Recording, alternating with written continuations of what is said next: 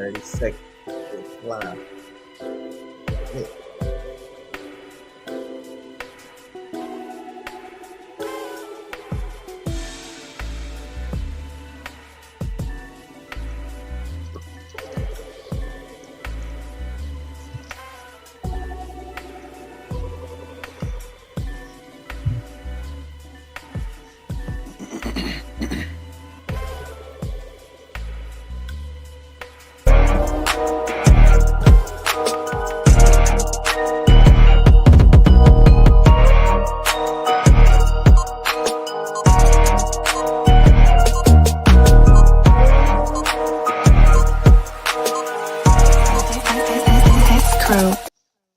And like that, we're back with another Unpacked presented to you by the To Be Fair Show. And we can't hear you, G.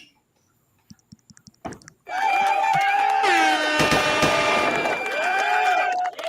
can guarantee y'all he said the GH podcast. Y'all know it.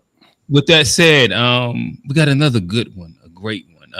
Is the black family struggling, healing, or under attack? Is there a problem with the black family? We're gonna get into it. We'll unpack inside as many different ways that we can. But before then, we got a fire panel as always. Starting us off, G, talk to him, brother. What's good, everybody? It's G, host of the GSH podcast, where we focus on family, friends, finances, freedom, and our future, and F everything else. We cleaning it up for y'all. Make sure you check that out wherever you get your pods. Just search GSH POD. Hi, we family friendly. I like that. Family friendly. And beside him, the mayor of Charlotte, A Black, Black is Gold, a man of many names. But I'm allowing him to introduce himself today. What's going on, brother? How y'all doing today, man? Wednesday, we here. I ain't got much for you. A Black, follow me at Black is Gold. Let's see what we talking about this black family today. Oh man. And last but not least, host of the To Be Fair Show. A third of the To Be Fair Show. Catch him not 9:30, 4:30 on Sundays. Johnny, I think that you were saying that do you sit down or stand up to pee? Nah, I didn't say anything. That wasn't you. That was probably check out last Sunday. Got some crazy takes. Kazi was in the building. It's kind of making its rounds right now. Kazi was in the building. It was a great conversation. So glad to be here, man. Like you say, great panel this week. So looking forward to it. All right. So nonetheless, I guess it probably only makes sense to start off with the news, the biggest news that's going around right now in the Pan-African streets. Unfortunately, there has been some conversations around Dr. Umar in the school.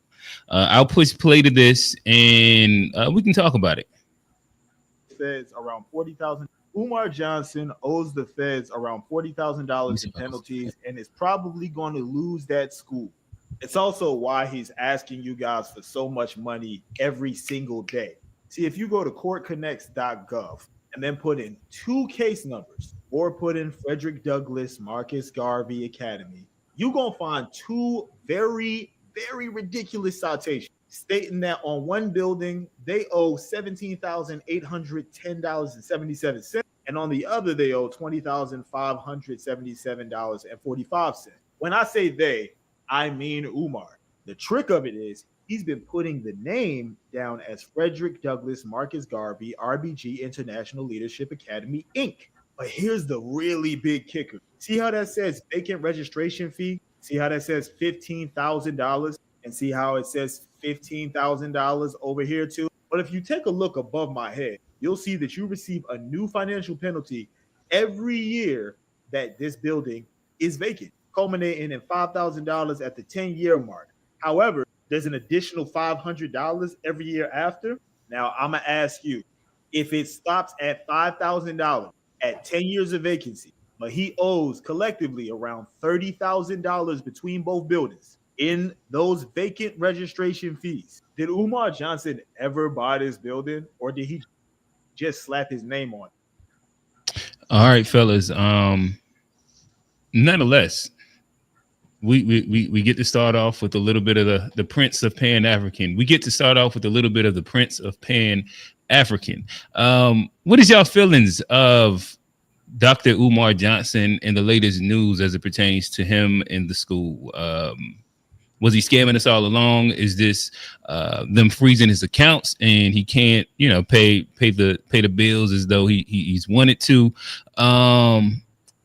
Yeah, I don't know. Is it something that somewhere in between? What is y'all thoughts? Yeah, and I definitely think it's somewhere in between. I think we got a lot of the Instagram investigations and Mhm. like people trying to, oh, I got you, trying to pull your card. But I think, Umar just doing business. He in America, he trying to operate. There's tons of bureaucracy when it comes to, building and putting together something of, what he's trying to do. And I think it's not easy. A lot of people get caught up in that kind of thing, but to try to pull his card like that, I think it's, ungenuine. And I think it's, yeah, I don't think he was scamming us. I think he tried, and sometimes things don't work. Okay, got you. So you saying you don't think he scammed us? He was trying, but it just kind of Yeah, I mean, got you. I'm giving him good faith. I think things don't work sometimes, but I don't think that's like the evidence of scamming. I think it's evidence of Mhm. it not working, but I wouldn't say that's necessarily evidence of scamming. All right. A Black, talk to us, brother. Yeah, I mean, I would say scamming is a little malicious. My first question to everybody I see that's quick to criticize Umar is like, did you donate? Because I feel like the only people that have the right to be really mad is somebody that donated.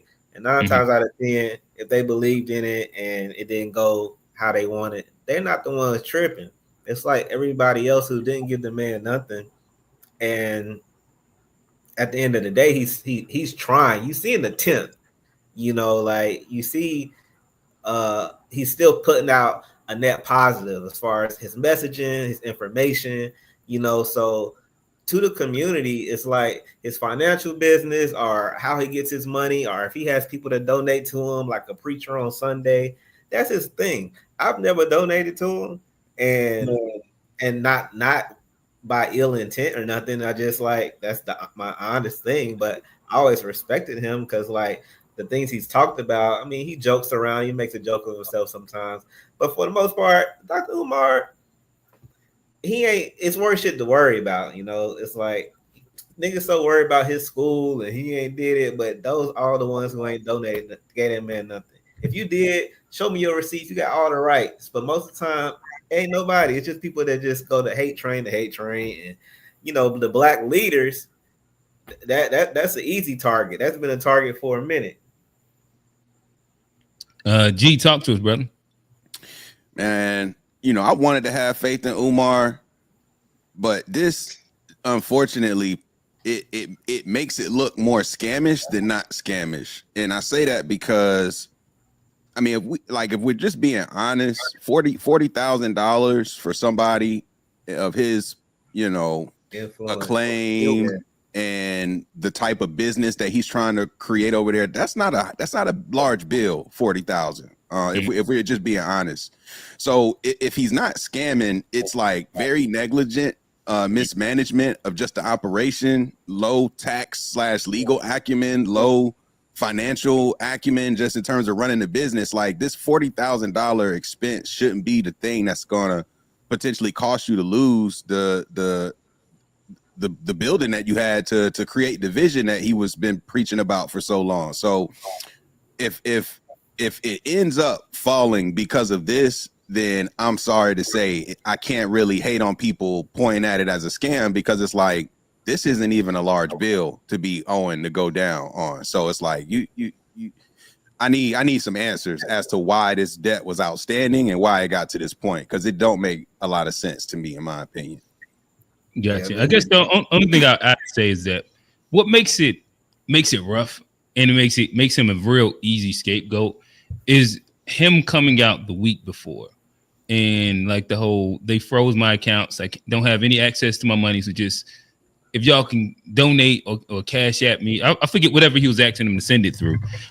Send me some money so I can. I don't know what was he saying, just to kind of like get by into they unfreeze his accounts or something like that, to where it could point to a lot of bad financial literacy and management, where like one of the questions would be, why would you have the money for the bills for this institute attached to your personal accounts? And that would be like its own weird little thing. But then I imagine most of us in here, if not all of us in here, understand not to put all of, like, you should have like multiple accounts with money, to where like for many different versions of rainy days. And that's what I'm saying. Like it either bleeds a lot of lack of financial literacy, or like this is one of those ones where it's hard to kind of like explain away to an extent. And I'm interested to hear exactly what he has to say. I just went on his Instagram, but he was posting his insights. Like I think he was showing that he had 42 million people come by his page. I'm like, that don't necessarily look good right now neither. But fellas, I'll let y'all close it out.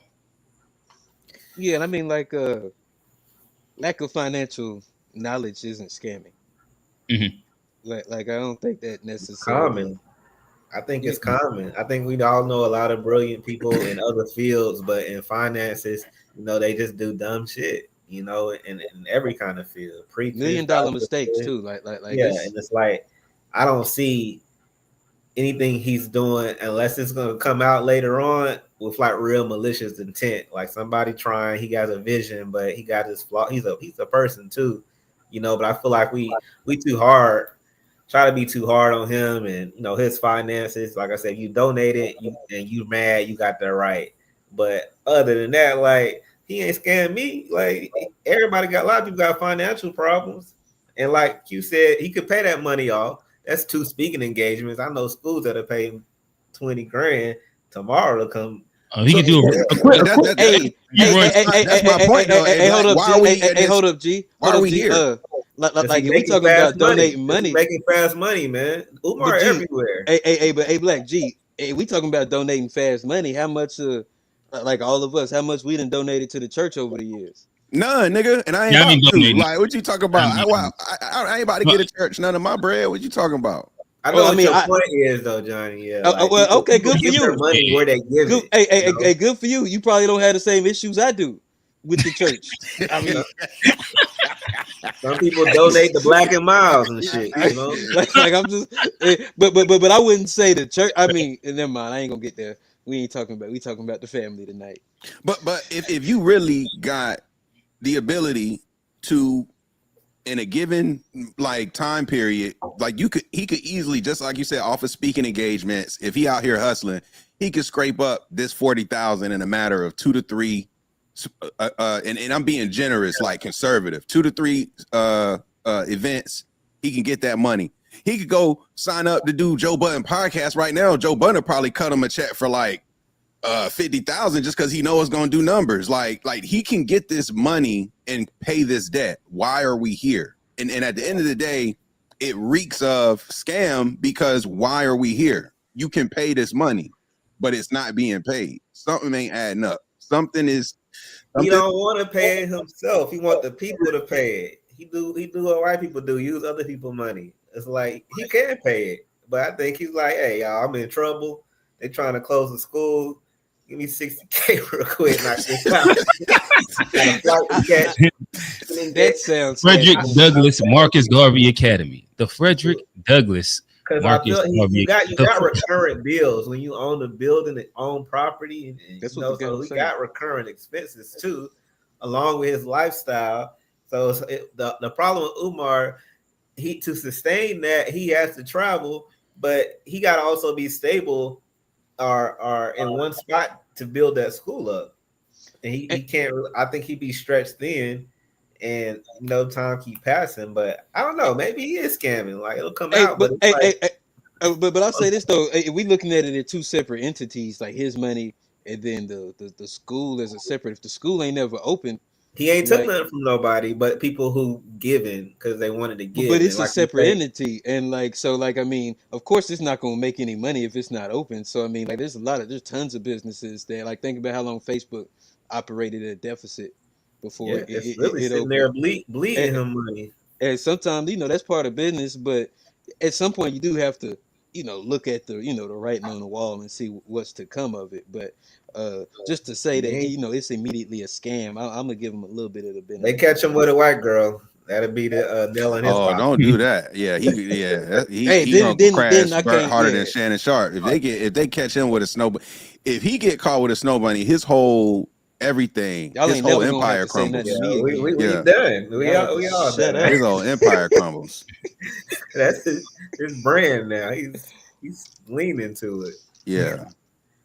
All right, fellas. I guess let me get the share screen up here for us. But yeah, I think in positive news in Black America, I think that this would be something worth sharing.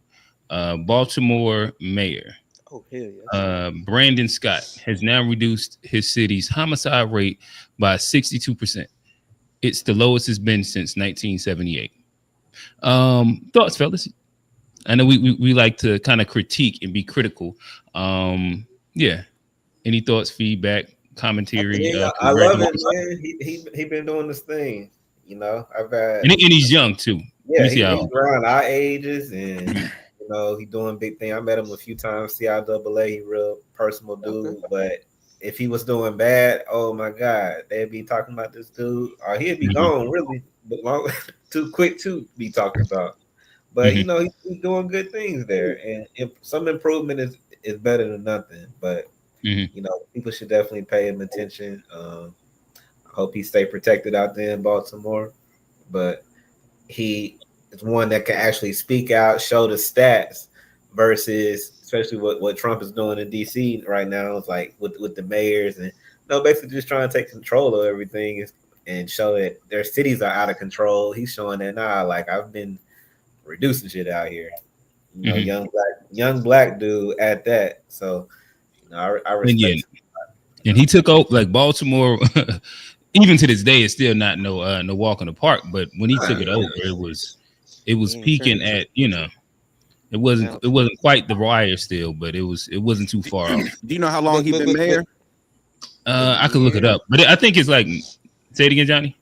I don't know. I don't know for sure, but I think I it's think like a year at or least like 3-4 years. oh, it's been Yeah, because open I feel like longer. he's been there at least for a Yeah, couple years at this yeah, Okay. point, which Okay. which yeah. Three, which I then think is 3 also CIAA. positive because it's like you can because this type of work doesn't happen overnight. Yeah. It's gradual. It's going to take some time. So the fact that he's been there for a little bit of time and then starting to see these types of Yeah, this is results, fifth year. so Oh, okay. that's fire because when you look at what Baltimore was, it's a couple things I want to mention about Baltimore. And they had that joint on HBO. It was a crazy little mini series about the it was called We Own This City. It was about like this corrupt cops who were Mhm. just basically like stealing from local drug dealers, just doing corrupt cop shit behind Mhm. the scenes. And then the Freddie Gray situation, Yeah. like there was just a string of years where Baltimore and their city council, all that stuff was just notoriously corrupt. Oh yeah, they It did. was just like it was ugly in the city. And the fact that this young man has stepped in and starting to see these results, like you can't help but applaud stuff like that, in my opinion, especially in a historically black city like Baltimore. Like, you know what I'm saying? Like you gotta love to see that. Oh yeah, and I think it just showed that it's possible, and like using one of like one of us, like I think it shows the power of like the relatability, building rapport, and like having a knowledge of like the people that you're trying to impact. I think I think he's done a good job of being a young man, and I think he has things that could be probably replicated in other cities, but people just have to pay attention to it. Gotcha. Um, do y'all want to take a quick detour to Bull City really quickly? As we speak about mayors. I'll play a little bit of this. I guess it's only fit. Uh, and this would be well. I'll play just a little bit, and then we can talk about it. I think we mentioned it a little bit on last show, but for bullying the mayor of Durham because the city of Durham doesn't want black people to live here anymore. and he responded in my DM and basically made a bunch of excuses as to why he doesn't do a good job. And then he gave me his phone number, told me to call him. I called him. He did not answer. Now, I'm a grown man. He is not my girlfriend. I don't care if he answers the phone, but I'm finna do some complaining, especially because in his message to me, he said, if I knew the full story, I would probably feel differently. Sir, you don't know who the fuck you talking to. I'm mad because you came out your crusty lips to complain about the kids in Durham, but you won't even send them to school. Last year, the bus drivers went on a mass exodus. They had a whole strike because the superintendent promised them money that they were just not going to give them. Now, the bus drivers are running like triple routes, and students are late to school every single day. Meanwhile, the superintendent who fucked everything up got paid $297,000 in severance when he resigned. Mind you, the bus driver strike happened the same year as the garbage man strike. Why is everyone going on strike? Y'all have no respect for the people who work for you. Now, Durham Public Housing Authority is planning on tearing down MacDougal Terrace, and I have heard nothing about them replacing it with any new affordable housing. And the only conclusion I can come to is that they want black people to move out because y'all been gentrifying the city for the last 10 years. Y'all want white people from New York to replace the black community that has been here for over a century. Part because DHA was only able to collect 66% of the rent it was up. But nonetheless, that's enough. Fellas, I'll throw it to G first. Our resident Bull City. I don't know if you're are you still a resident? Of course. Okay, I remember using Raleigh. Yeah. No disrespect. The reality is it's a lot to unpack here because the superintendent situation is its own situation outside of what's going on in the mayor's office. Like that superintendent was in place well before this current mayor was elected, and he had a terrible track record, hence why like his exit was ugly. Like it was terrible as it relates to how the superintendent was running the school system. So that's like a separate conversation, in my opinion. And how long has he been mayor? Is it since 2022? Last year he got, I think, was it last year? Last year, it was the year before that, but because I think mayors are 2-year terms. So I think he's coming up for re-election here soon. So the thing about the mayor of Durham, like he talking about the kids in school, it's like there's narrative and then there's truth. Like the thing about the Durham mayor is that he actually has sweat equity in Durham public schools, being a teacher, being a principal, working his way up through the system, and then ultimately leaving to pursue some other things. But he's got real sweat equity in the school system, working with kids and doing the extracurriculars, going door to door, raising money for programs in what are not considered the best of neighborhoods in Durham. Okay. So he was a band director at some point. And he was the band director at Southern. So it's like, as a local, I have way more respect for that type of mayor than like what this narrative they're seemingly trying to create because of how something was taken out of context at a local town hall meeting. He didn't go out of his, what are you referring to right there? So this whole thing about him using the YN term is getting overblown. And in part, like is it mismanaged on his part? Sure, you can make that argument, but it's being overblown. Somebody in the crowd asked the question and used the term YN while they were talking to the mayor. The mayor mirrored what the language that was being said and used it back in answering the question. He didn't go out of his way to like point at YNs or do anything like that. So he's at a local spot, and like it's a local spot. All like this is where all the black folks they doing all the line dancing and shit. This spot called, I think it's Rookies or some shit like that. Like it's a Durham crowd in there. He's in there with his people, talking to his people. They're asking him questions. And that thing got taken out of context. Should he have apologized? He should have maybe handled it differently because it spiraled. But I don't think it's in good taste to try and create some narrative that he doesn't care about kids and the youth and the school system when that's where his sweat equity exists in the community. And nobody can really take that away. Like I've worked with too many young men who have spoke highly of him as an educator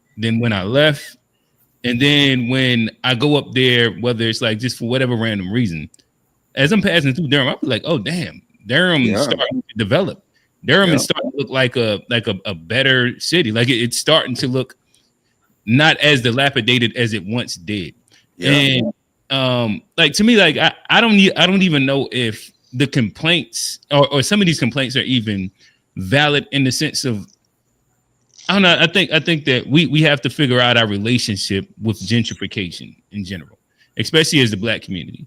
And like it's a love hate because of like obvious reasons, but I also don't believe that we should hold on and glorify dilapidated, you know what I mean, spaces and just like don't change our spaces. I understand like if you're getting kicked out or if you're not able to obtain inside some way or like it's a bunch of things that we could look at. It's a nuanced conversation.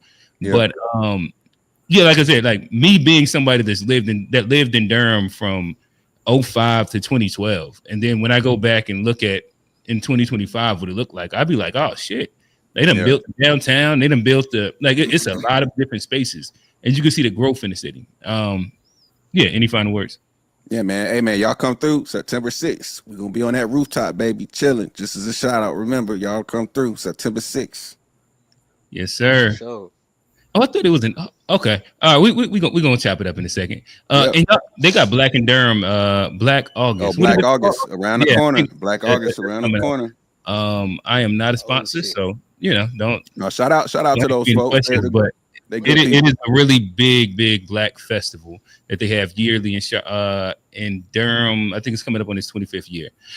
With that said, I guess it's time to move into more political things. Prompted many Americans to say these are the moves of a dictator. As far as what we're seeing, he's activated 800 National Guard soldiers to occupy D.C. He's also taken control over the D.C.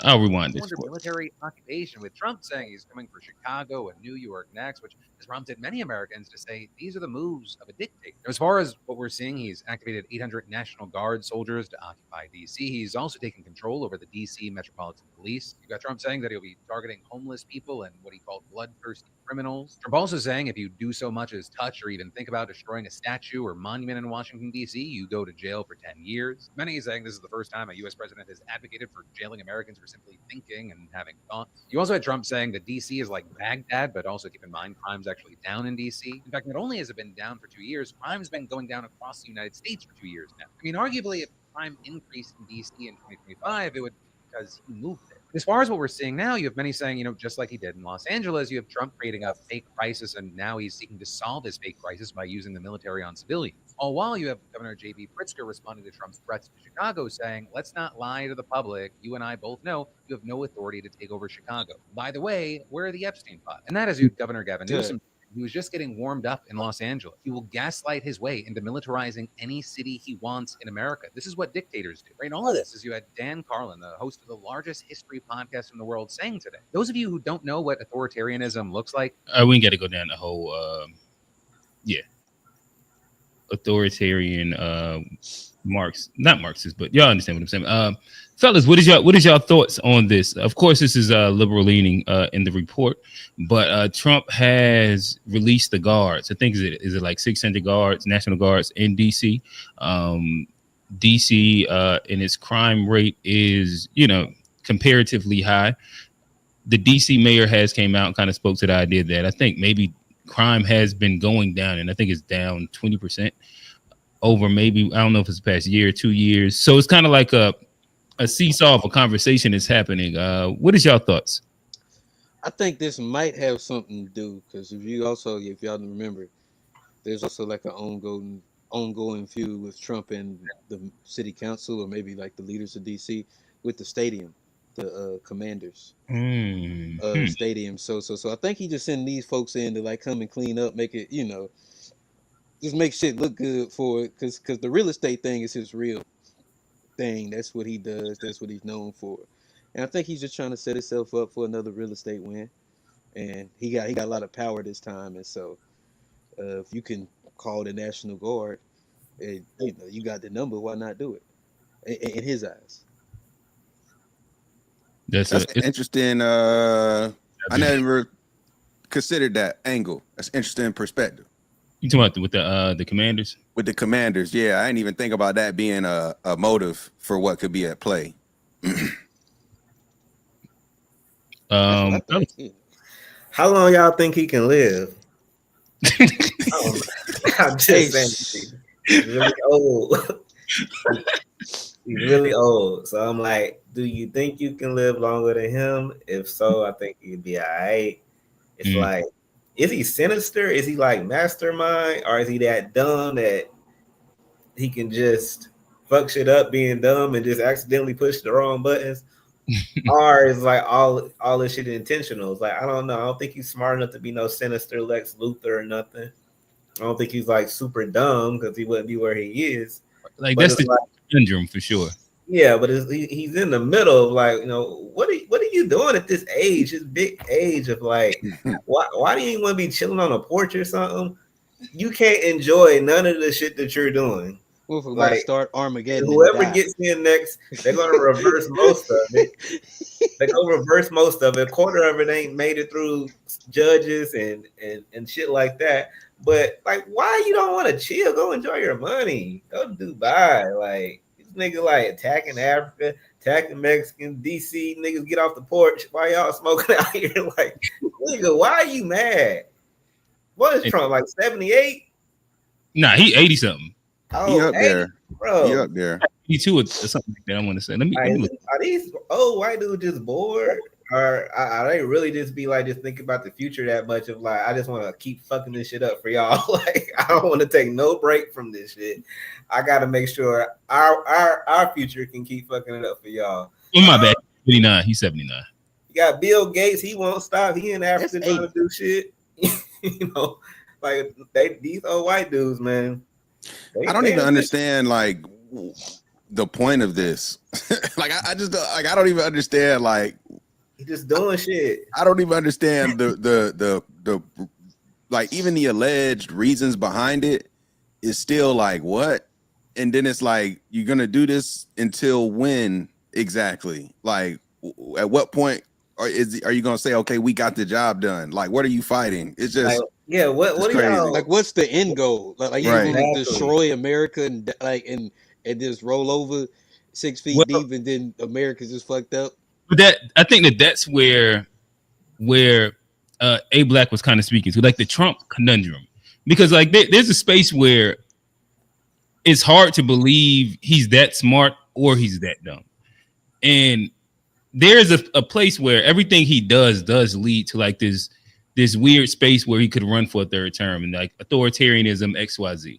And the idea is like, is he actually intentionally doing this, or he's because he also does throw so much shit at the fan, and then you and certain things will naturally stick. You hit enough buttons, you're gonna hit Control Alt Delete. You know what I mean?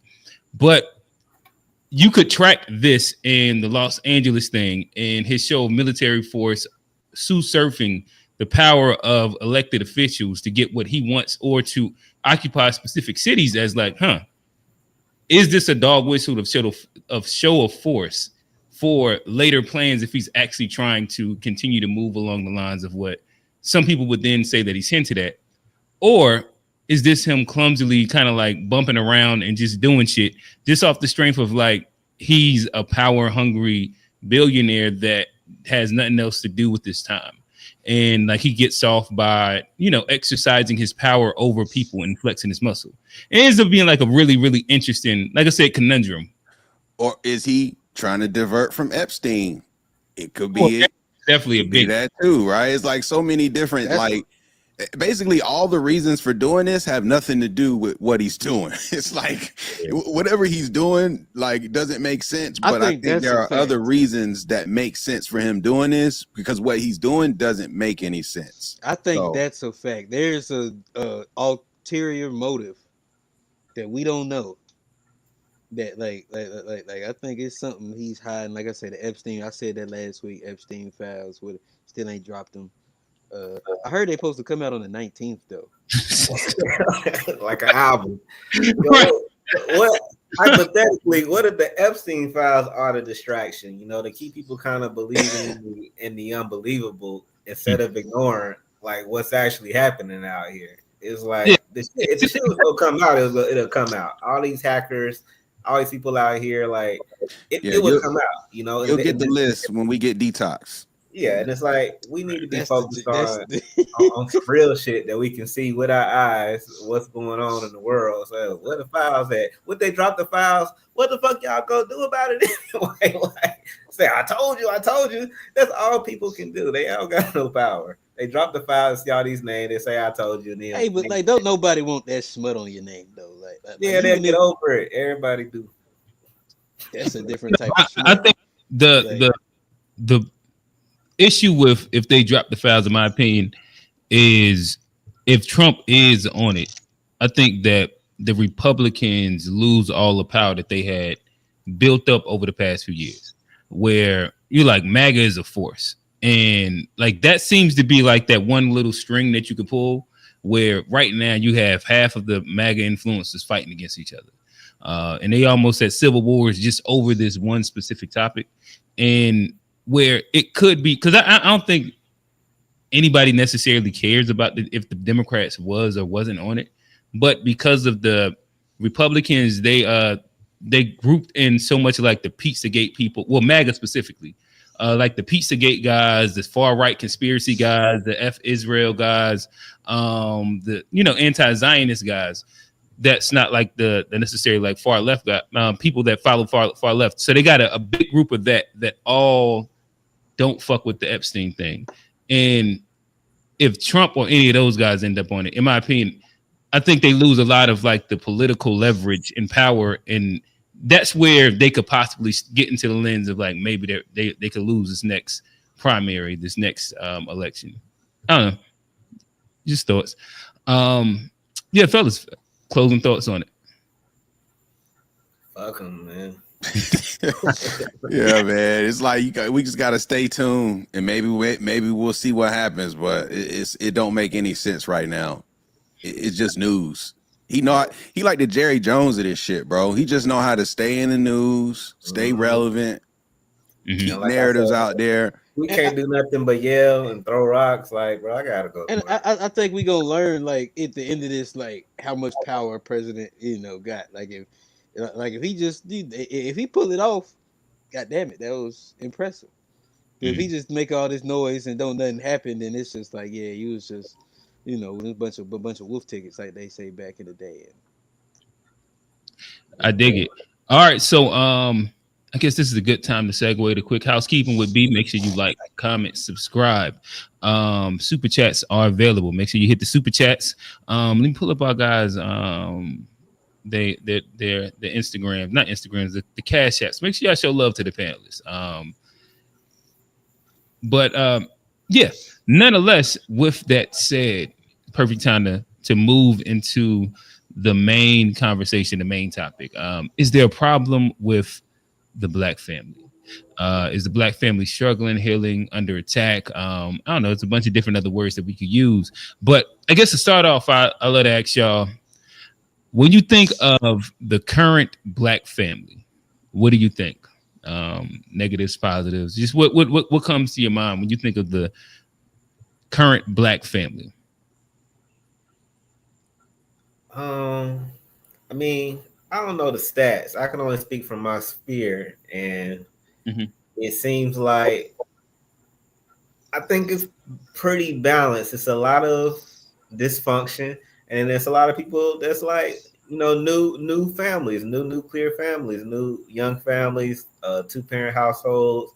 The dad is there that people don't talk about, but I think the negative definitely gets promoted more. I mean, I guess misery loves company, so people are going to talk about that side. If you're happy, you're usually quiet and living life and doing things. So we see more in our community families, like the baby daddy, the baby mama drama, all that shit on Facebook. But like I said, I don't know the stats. I don't want to believe that's the majority. I just believe that happier people don't got time to be projecting that, and people that's having problems, that's what we kind of see more. It's entertainment to us. So it might seem like, oh, they fucked up out here. But like I said, I feel like more black dads are at home. That's progressing and stuff.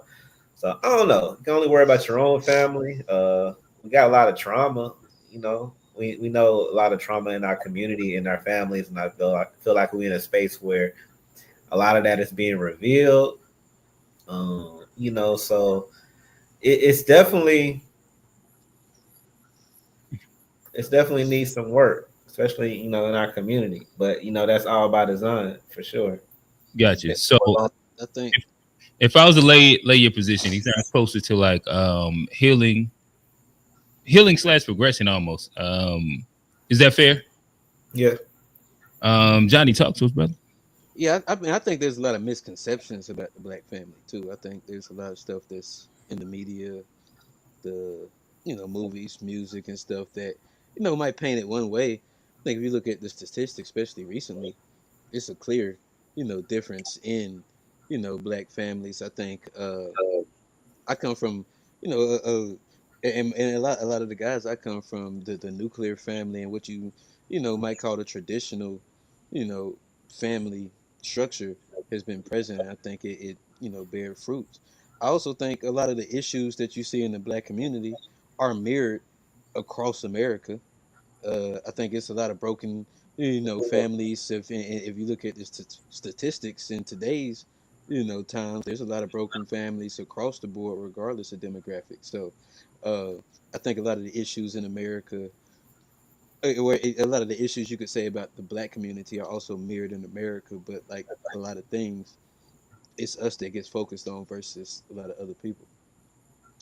But is it because our rate is the highest? Would you like when you? I imagine when you say broken homes, like single parent homes, households.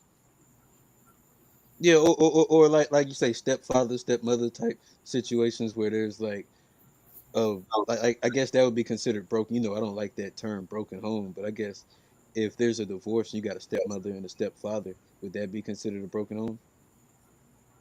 I don't. I don't I know. don't know. I don't know if But that's like a stat It that you get could. complicated when you say Yeah, I would say, but that happens a little, but that happens a lot in other communities. It happens in our communities too. But like I say, it gets demonized when we do it, and I think there's a lot of yeah, like, I guess I yeah, don't. I don't really hear people.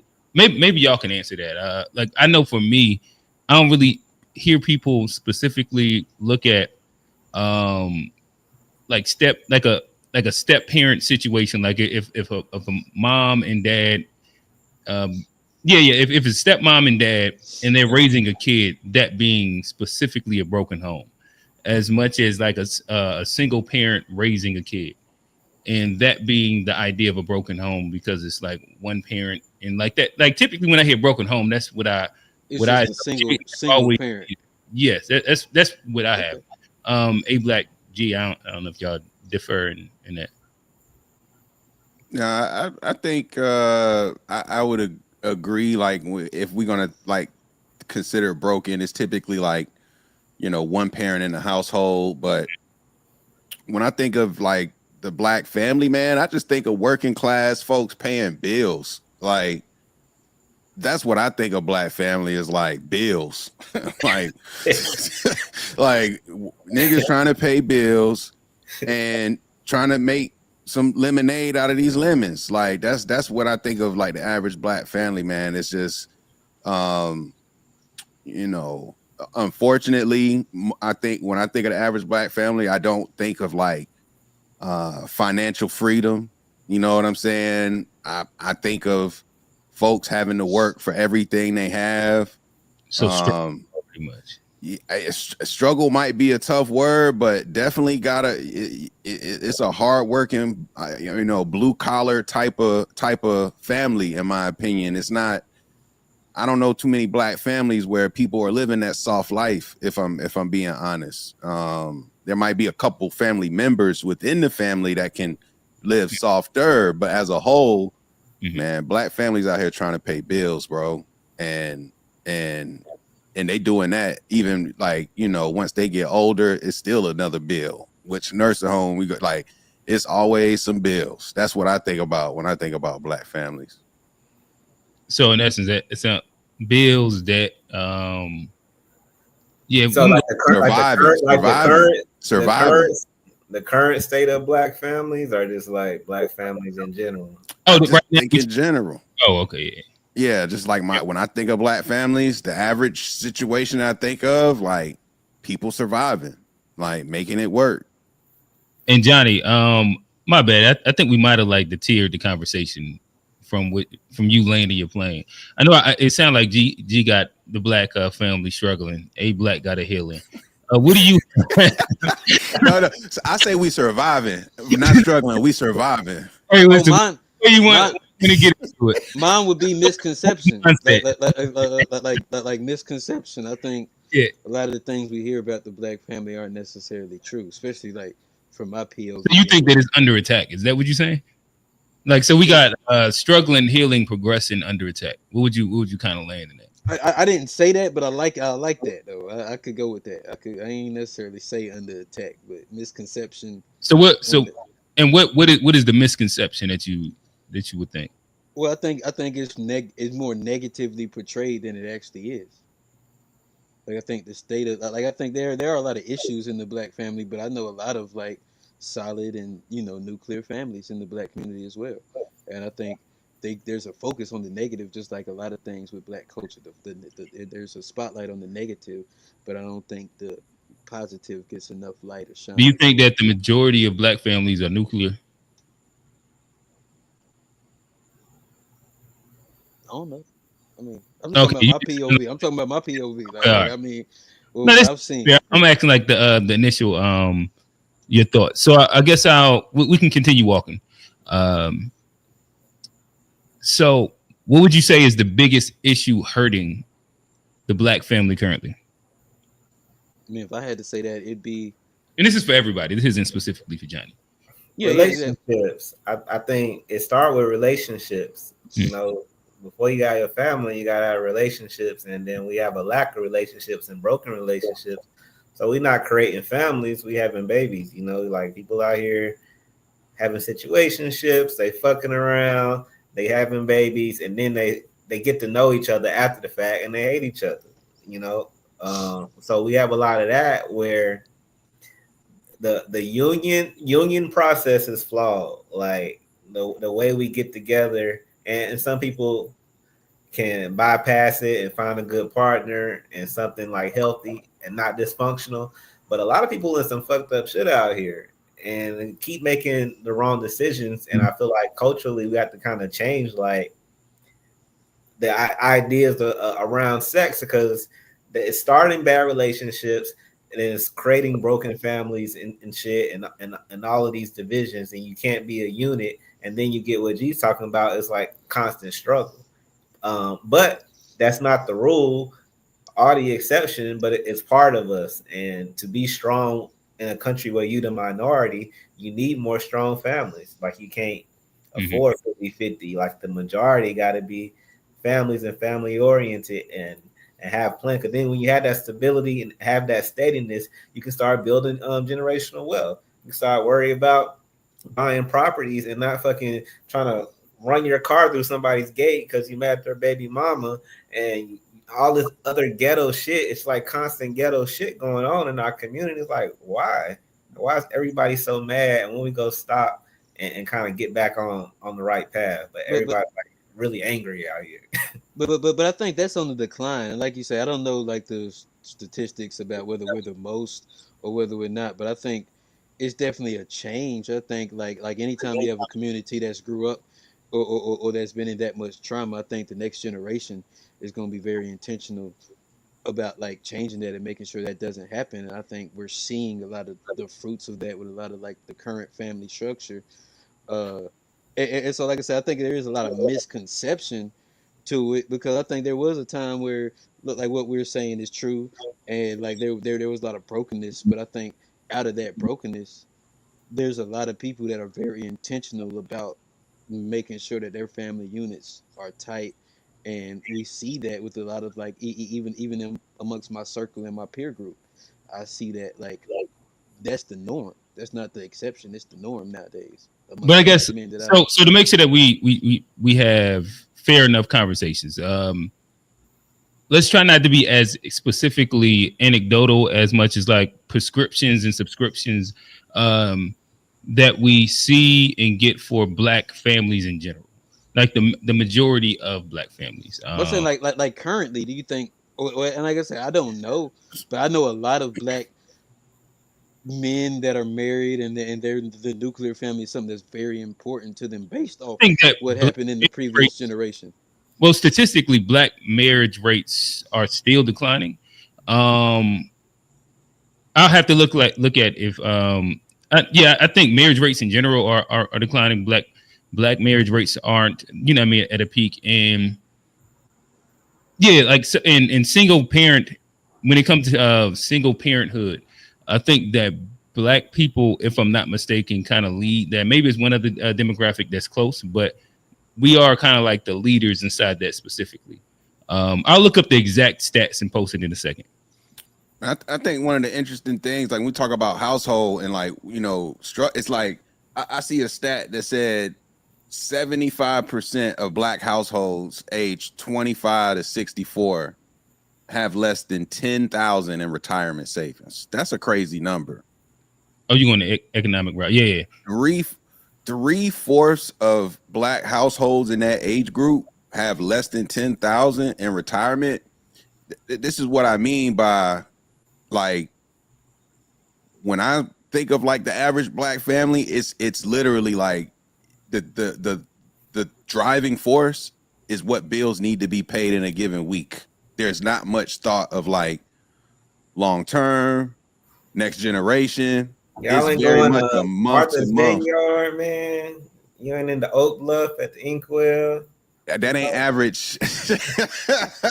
That's definitely not average. The thing is, like, I know when I had the conversations, I do try and take myself out of like what I can experience and do, and think about what the majority of, if I just look around like the majority, the average of my family members, and you know, I mean, immediate and, you know, 1 degree away, and what they can do, and not necessarily like my peer group, because typically your peer group's gonna reflect where you're at. So I that's what that'd be the best way I can answer that. Okay. But yeah, I mean, look, are there, you know, I do think Johnny has a point in that, like, even with that low sort of economic threshold, black families do seemingly find ways to have this camaraderie with each other, where you don't need much just to be family and come together. I think you do see that a lot in black families where, like, you know, the cousins are close, the aunties is close with the nieces and nephews, etc. Like, I do think that there is a certain warmness and closeness that exists within the black family community, that I think is somewhat unique. But yeah, to me, the biggest thing is that month to month sort of mindset is the kind of the biggest thing that I see across like the average experience. And I guess just to go back to where we was at, shout out to AI. So, you know, we can fact check the stats. But I guess it's what I was saying. When you look at marriage rates amongst different ethnic groups at the moment, Black Americans have the lowest marriage rates, with around 33% of adults being married, according to Pew Research, with white Americans being 57, Hispanic Americans being 48, Asian Americans having the high of 63. I mean, what you gonna get when niggas ain't shit? Like, That's a hell of a quote. Yeah. A hell of a quote That's from what my they boy. scream. Hey, Black. You have no idea whenever he's going to jump off the ledge. It'll be a random time. He just get that. I wasn't bringing that up there to say that, but as much That's as a hell of a quote. if we are to eventually move our way into some solutions, I do want to have like a fair representation of like where we're specifically at. Hey, and niggas, hey, Black, when you say niggas, are you talking about black men or are you including black women in that? Yeah, Or it could be talking about everybody. all. I think It's supposed to be a double entendre of us all, and then how women say men ain't shit, leading to them not getting married, and us being 33%, like AI said. So, if we constantly at odds and battling and fighting, and if men can constantly get everything from women without getting married, then we go keep being low, But we don't really have our standards and our values no more. Ain't no courting women, ain't no talking to fathers, ain't no waiting. Niggas fucking the first night from the club, and so there's no value in anything no more. You get married, you cheat, you get married, you have a side baby, you know. So we have to bring value for people to care, or it's gonna be low percentages if people don't find value in it. If women can get money from tricks, and men can get sex from women, and that becomes the culture and that's becomes promoted, then the family is going to be the return on that investment that suffers. You got to see your kids on the weekend, buddy. And then we got a lot of that. Are you not seeing your kid at all? And it's a bunch of, you ain't getting no damn money from back to school supplies. We got more important shit to worry about as a community. But that's the shit we dealing with. So Okay, and I guess this would be from Black demographics. If you are a Kevin Samuels fan, like this is the site that he tends to quote often. But making sure that like we just have something to paint where we're at when we start talking about like economics, because it seems like we brought this up a couple times. This is U.S. Census Bureau 2023 U.S. household income. So this would be including two people. Asians at the top, Ghanaians, white, Nigerians. The U.S. average in general would be 77. Jamaicans, Caribbeans, Ethiopians, Haitians, Hispanics is 69. Africans is 66. Blacks is 53. Again, this is according to the U.S. Census Bureau. 2023 stats. I imagine it's 2025, so there's been probably some change to it. But again, just giving us something to where we have a basis to paint the picture in which we're talking about. If anybody does have updated stats, make sure you send it to the if you're in the Discord, send it to the Discord. If you're inside the chat, post it into the chat. If you are on the panel, post it into the private chat. But yeah, again, just wanted to throw that in there just so we had some just some basis to where we're talking in the conversation as well. Welcome to the show. Oh man, we're gonna get to you in a second. I forget who hasn't answered, but maybe I think we was on G. What's the biggest issue hurting the Black family? Or have you already said finances, and that's what it is? I mean, I think economically is the thing that we got to get together that we haven't over everything else. I do think that the Umar is just another example here. It's like mismanagement of funds. Like the fact that we are not really, the fact that we spend so much money, but we don't accumulate our resources so that we can have some more value is a problem. And we're the biggest consumers, so we spend a lot of money. It's cycling through, but we're not using that money for our own advantage as much as we should. And I think I would argue if it's not the biggest, it's definitely up there as one of the biggest things holding us back as a community. I mean, I could kind of agree with that. I think we've spent a lot of time focused on politics. We talked about identity politics and stuff like that, and I think we spend a lot of time focused on that versus nuclear families and cooperative economics. And I think those are two things where that you can build and it can be passed down, and it's hard to touch. Generational wealth, especially if it's built through cooperative economics and nuclear families. If it's built through it, it's hard to touch that. Look at them Trump boys. They got empires ready to get passed down to them just because they got that name. And I think we don't necessarily respect family names as much. Oh, I don't know, but I think we focused on the wrong things over time. Gotcha. All right, so my understanding that we have a Black relationships, generally speaking. G economics. And Johnny, the nuclear family and cooperative economics. It sounds like you kind of blended both of their answers. Old A little man, bit. yeah. Old man, talk to us.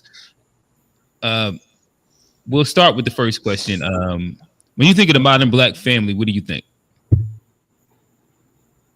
I think that the modern black family has always shoot. When you say modern black family, are we just talking about America or what are we talking about first? Like like when we say black family Like today, Americans so typically. like 2025 black family, like however you want to take that specific framing and wording, you know what I mean?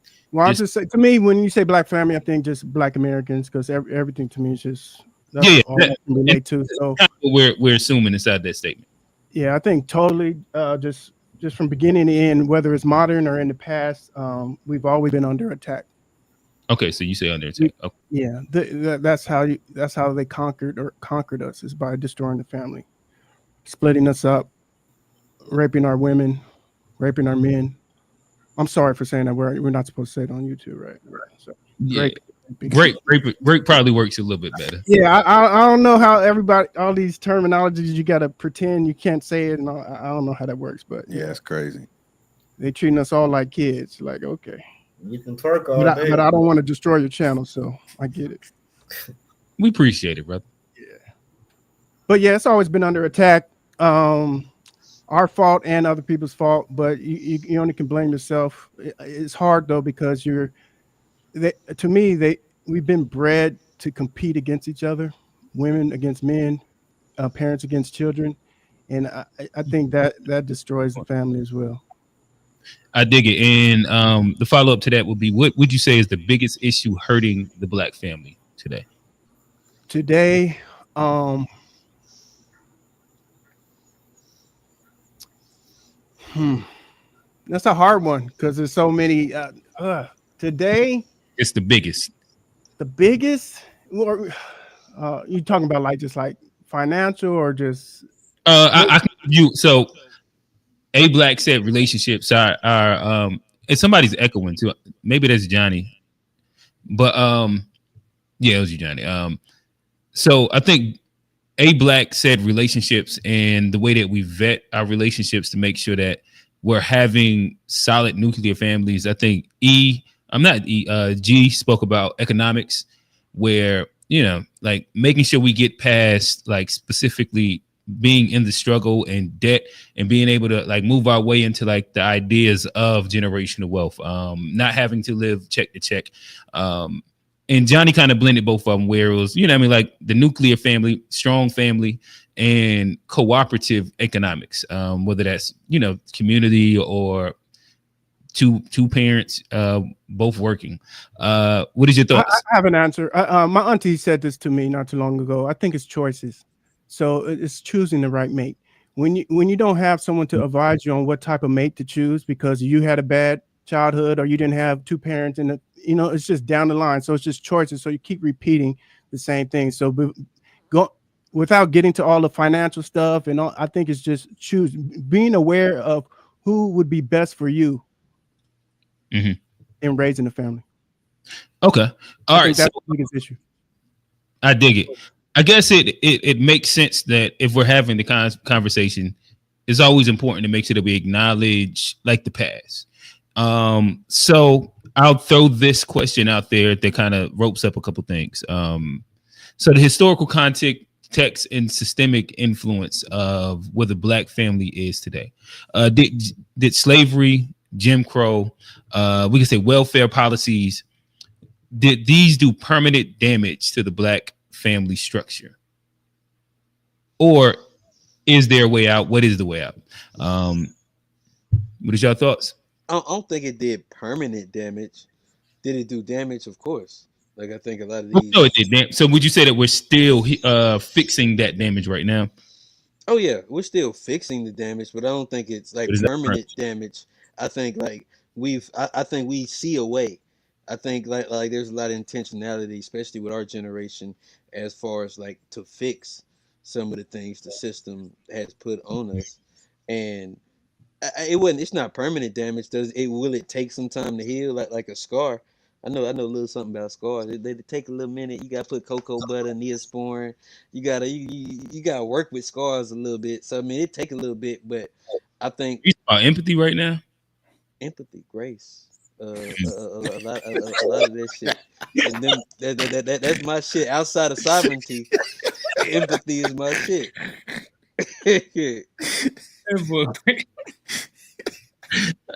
G, talk to us.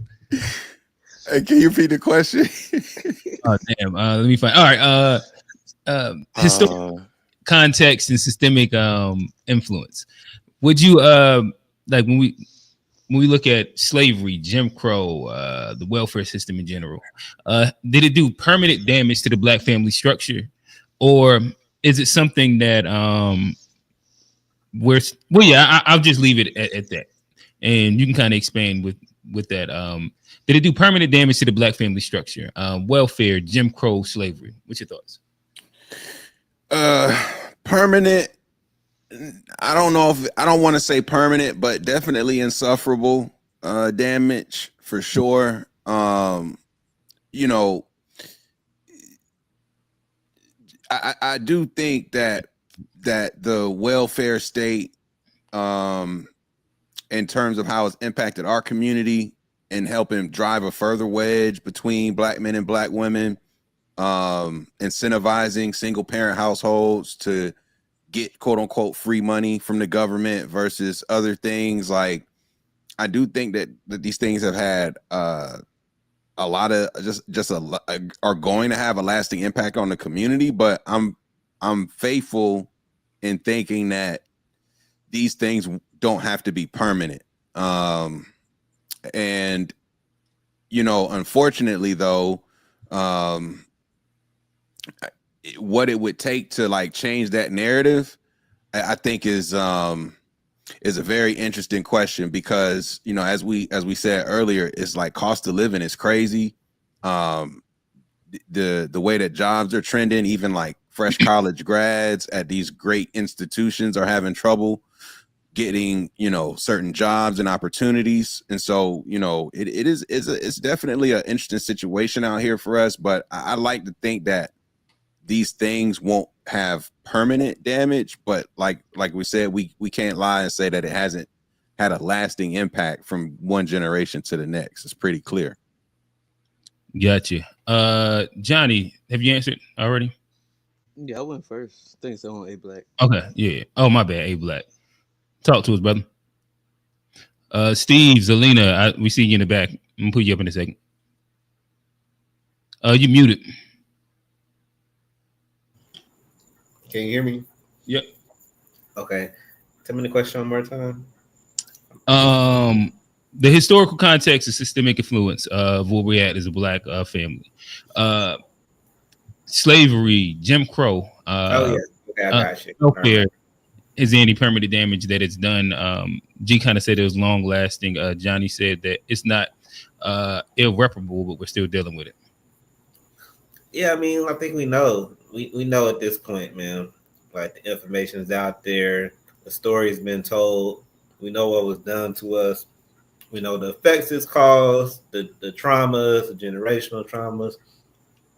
What we go do? It's like, it's not no excuse of knowledge anymore of like we didn't know that it was done like this. Like, we know in every way that we can know. And it's like, are we too far gone, or are we just gonna keep saying that, oh, ain't no help for us? You know, slavery, Jim Crow, it just, you know, which one is it? Mm-hmm. I dig it.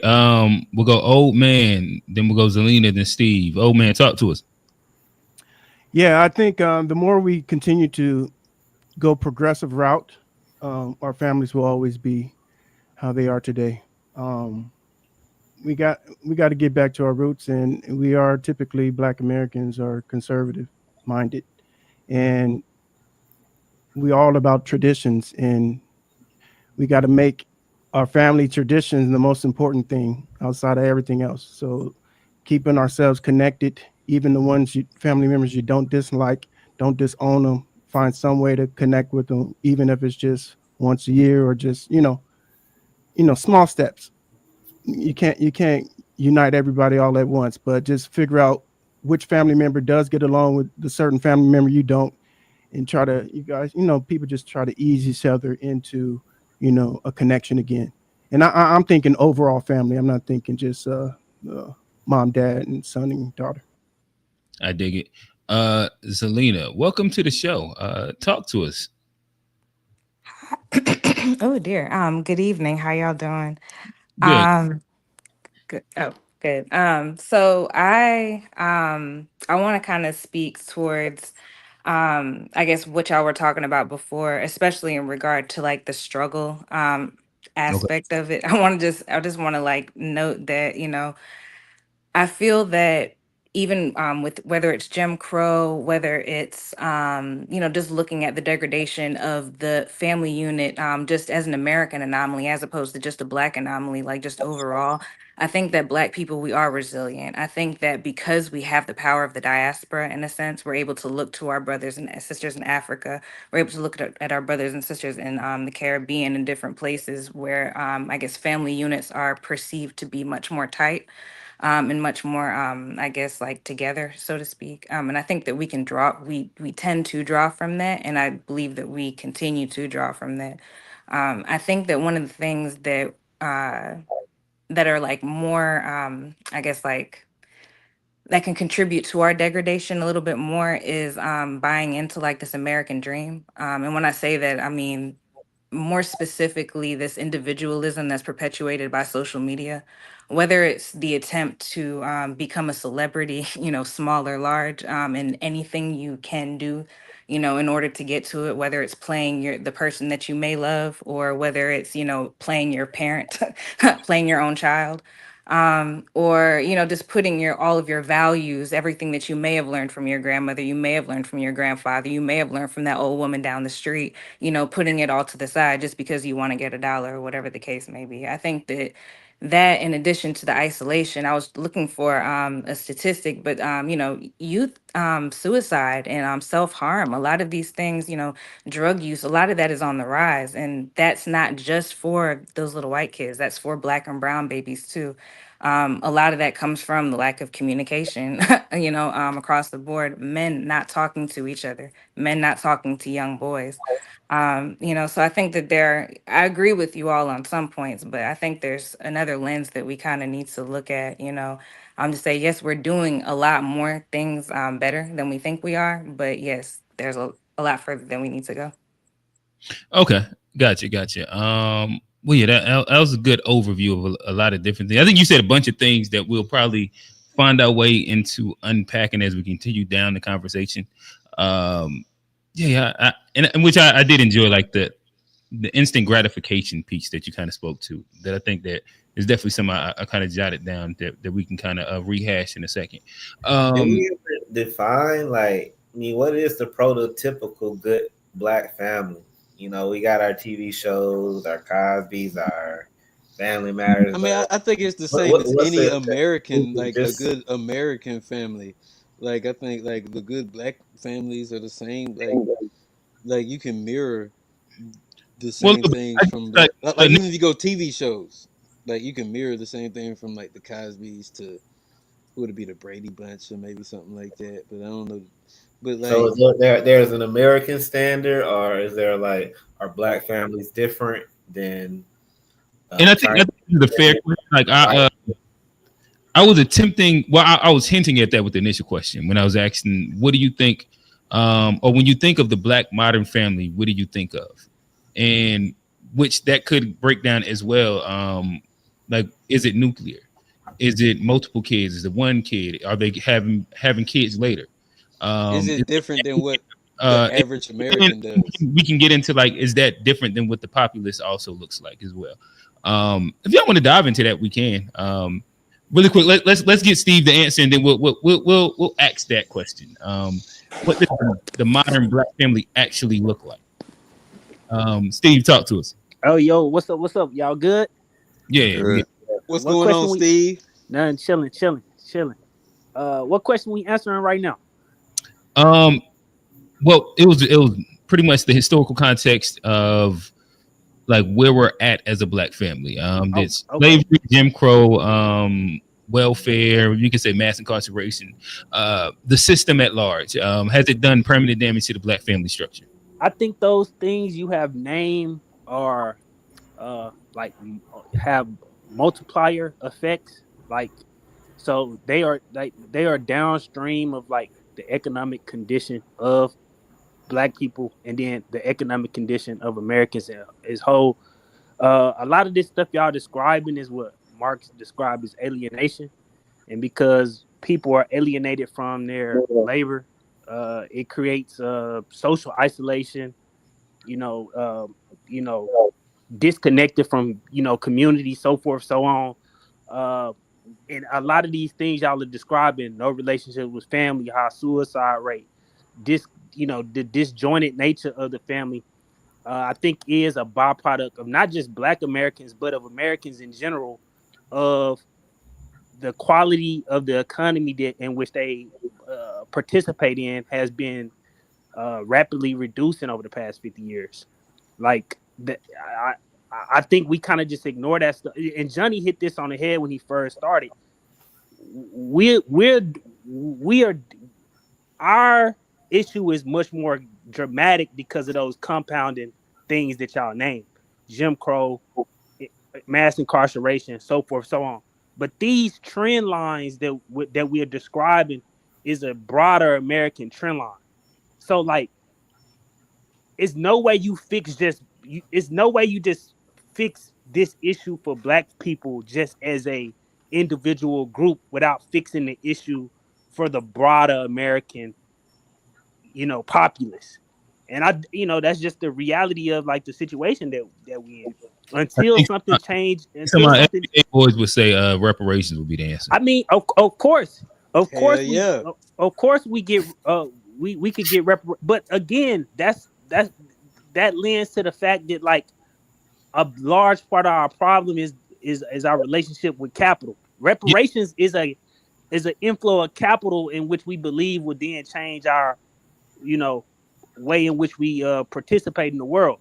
Nah, But, I just need that. beyond reparations, let's say we can't get reparations. Let's say reparations is not the thing right now, because obviously that's a much more complex topic, and we're not trying to get sidetracked today.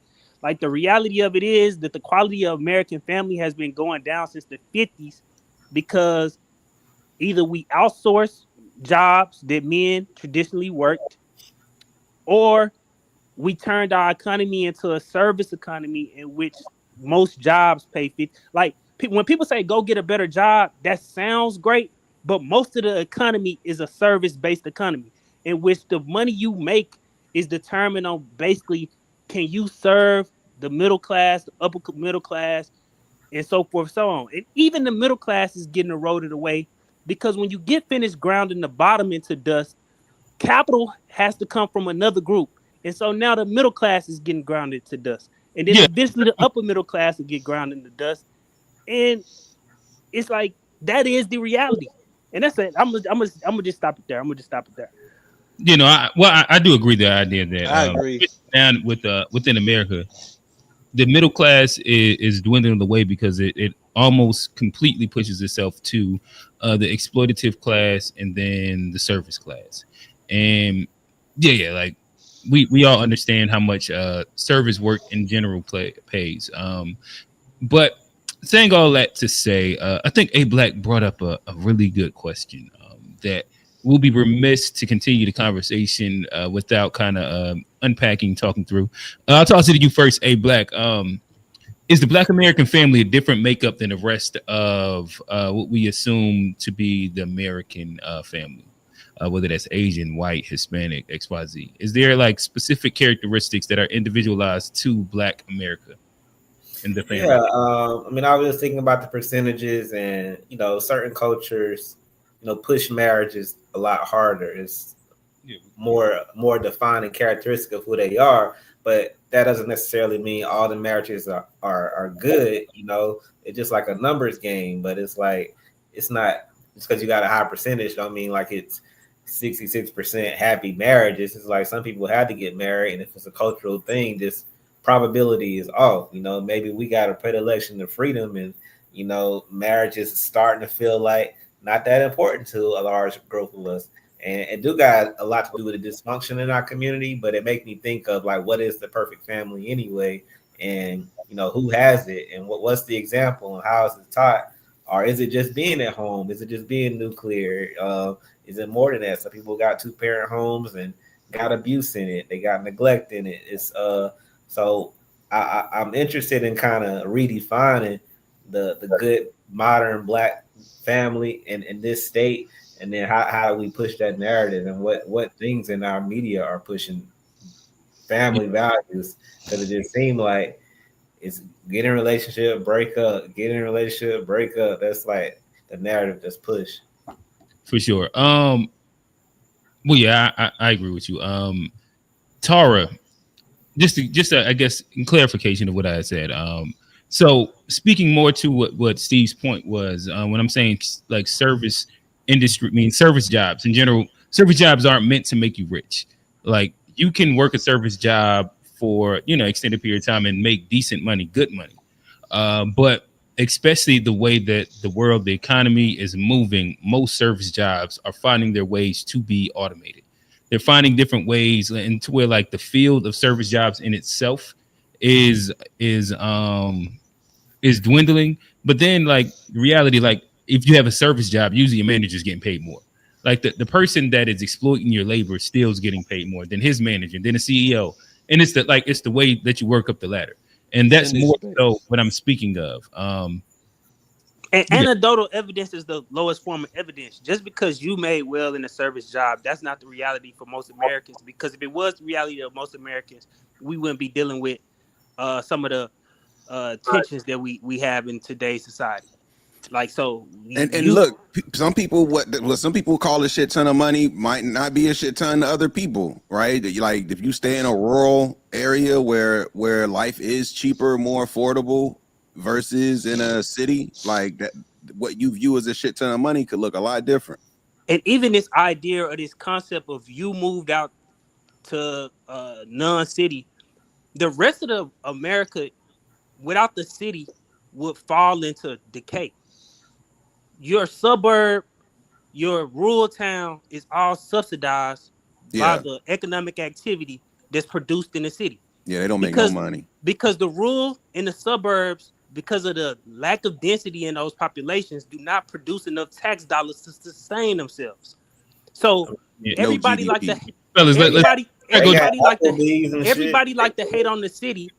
But without the city's economic productivity, which 66% of the U.S. GDP is produced in like 30 metros. 30 metros produce 70% of the economic output in the United States of America. Without those 30 metros, the rest of the country will fall into an abyss. Yeah, I think Montana don't make shit or something like that. Montana could get deleted. Steve, RG, meet each other in the chat. We're gonna try and keep it focused a little bit to the black family. My bad, man. I just had to, dispel some myths. My bad, man. My bad. Oh no, we good. Stay with us, brother. G, same question to you. Is the black family a different makeup than the rest of what we classify as the American family? No, I don't think it is actually. I think they're more like, I think black families are more common to other families that are in the same socioeconomic class. So okay. So like if there's you a concentration of us inside that specific economic class, there is a concentration of us in the lower class. But I think when black people tend to move up a level, tend to get educated, you start to see them live like others who are of similar backgrounds. So we were just about this last week, G. Yeah, giving us the growth mindset thing. I said, listen, they get a little degree, make a little bit more money, they start acting a little bit better. Yeah. Oh, that's the truth.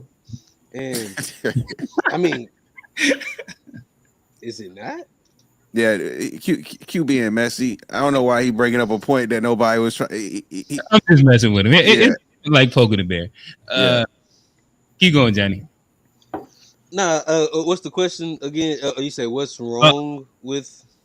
well, I didn't use the word wrong. I asked, is the Black American family a different makeup, Different. or I, different makeup than the rest of America? I You, think I mean, so because like he the said black general. family is the only family outside Latinos that's like under constant attack. So you're gonna form different tactics that other families in the country are not having to deal with because like nobody gets attacked like the black man, which is already gonna ripple down to the black family, but white families, Asians. I mean, now they on Latinos and Mexicans, but nobody's been under attack like us. So the Black American family is always, I feel like, a different experience because it's always attached to survival too. Not just thriving and succeeding. Like you're also trying to survive and be safe and not die because you are under guard all the time. And we see that being No, that's highlighted right facts. now in our community. That's So facts. I think I want to build on that because I think like we talk about a different makeup than the rest of America. I mean, like of course black people are, especially FBA, the ADOS, whatever y'all want to call it. We're gonna have a different makeup Access to because all of their features. Ground News gathers news. that oh, sound like keep that Jet 2 holiday shit. But but like of course we gonna have like a different makeup because we've had a different struggle. Like you can look at our struggle and compare it to anybody else's, and like it's been different. Another thing with it is the ones of us that came here and that got here and that are living here, it wasn't like chosen.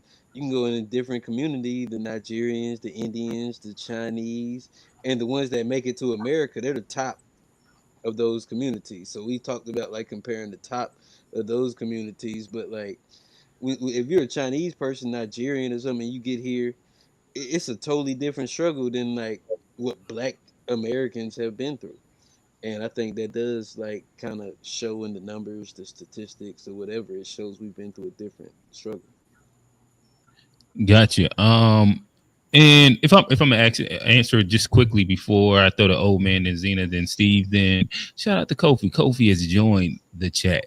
And shout out to the chat. I'm enjoying this Tara G back and forth inside the chat. Make sure that any of that is watching, there's two active chats right now. And there's two active streams. Make sure that you like, comment, subscribe. Send them super chats over to either stream. We'll make sure that we read out your comments on the stream. Show love to the streamers. You see the cash apps up there.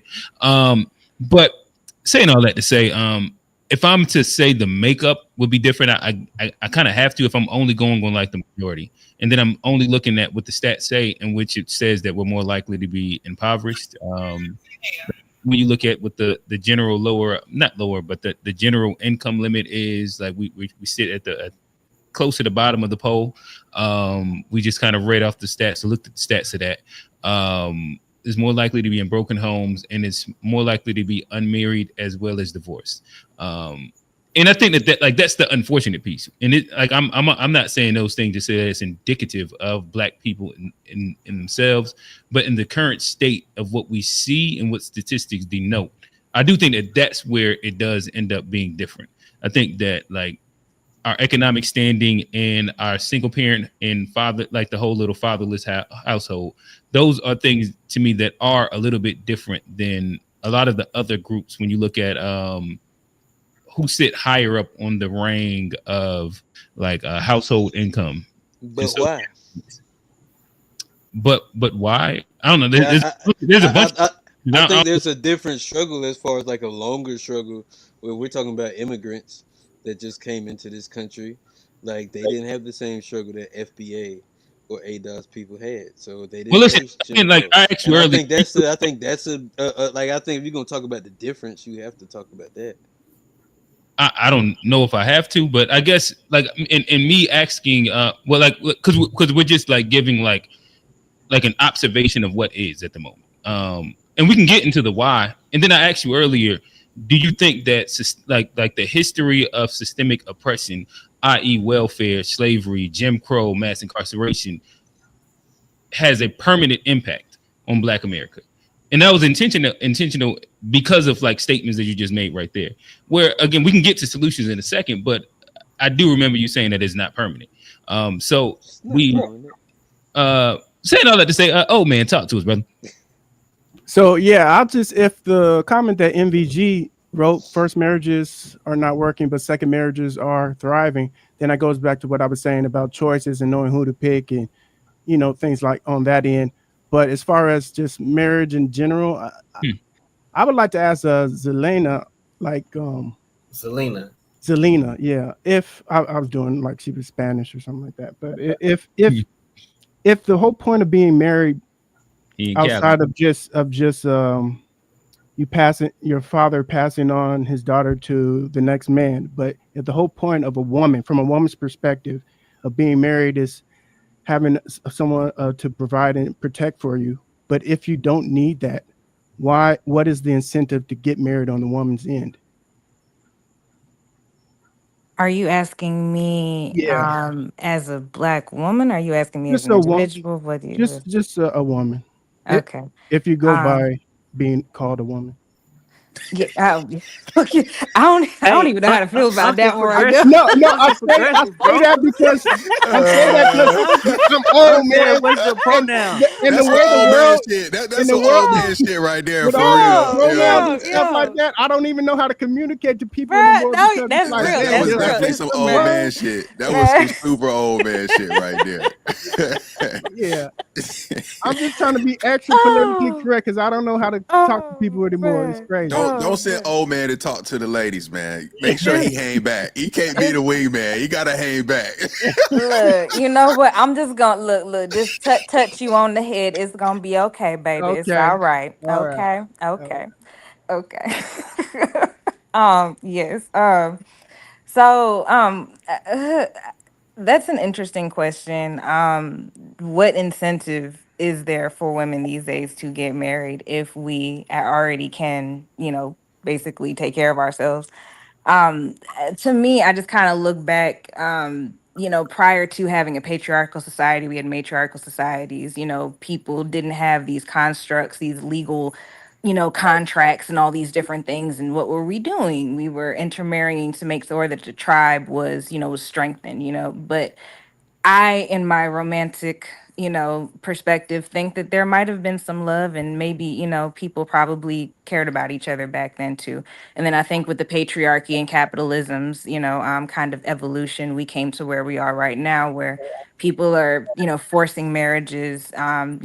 Things are just a little bit, I don't know, they're just different. They're different. They're more contractual, they're more legal, they're more of a need based situation because of these laws. Now, like you said, there's a lot more I guess there's a lot more coming into play. But I think that women really are marrying men because they want to. And I think that a lot of men don't like that because they can't just show up and provide anymore. They actually have to be emotionally available.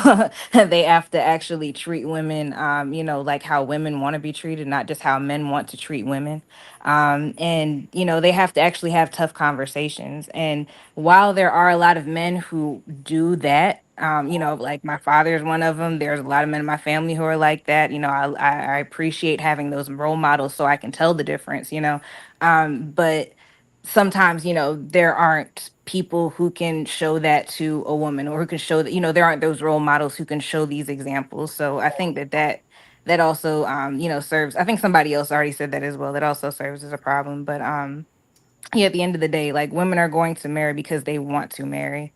But um that doesn't take away from the fact that there are still women that men need to watch out for that are marrying, because they want a bag that they can, that they can grab because they want someone to take care of their children or something, like all the stereotypical things, emphasis on stereotypical things.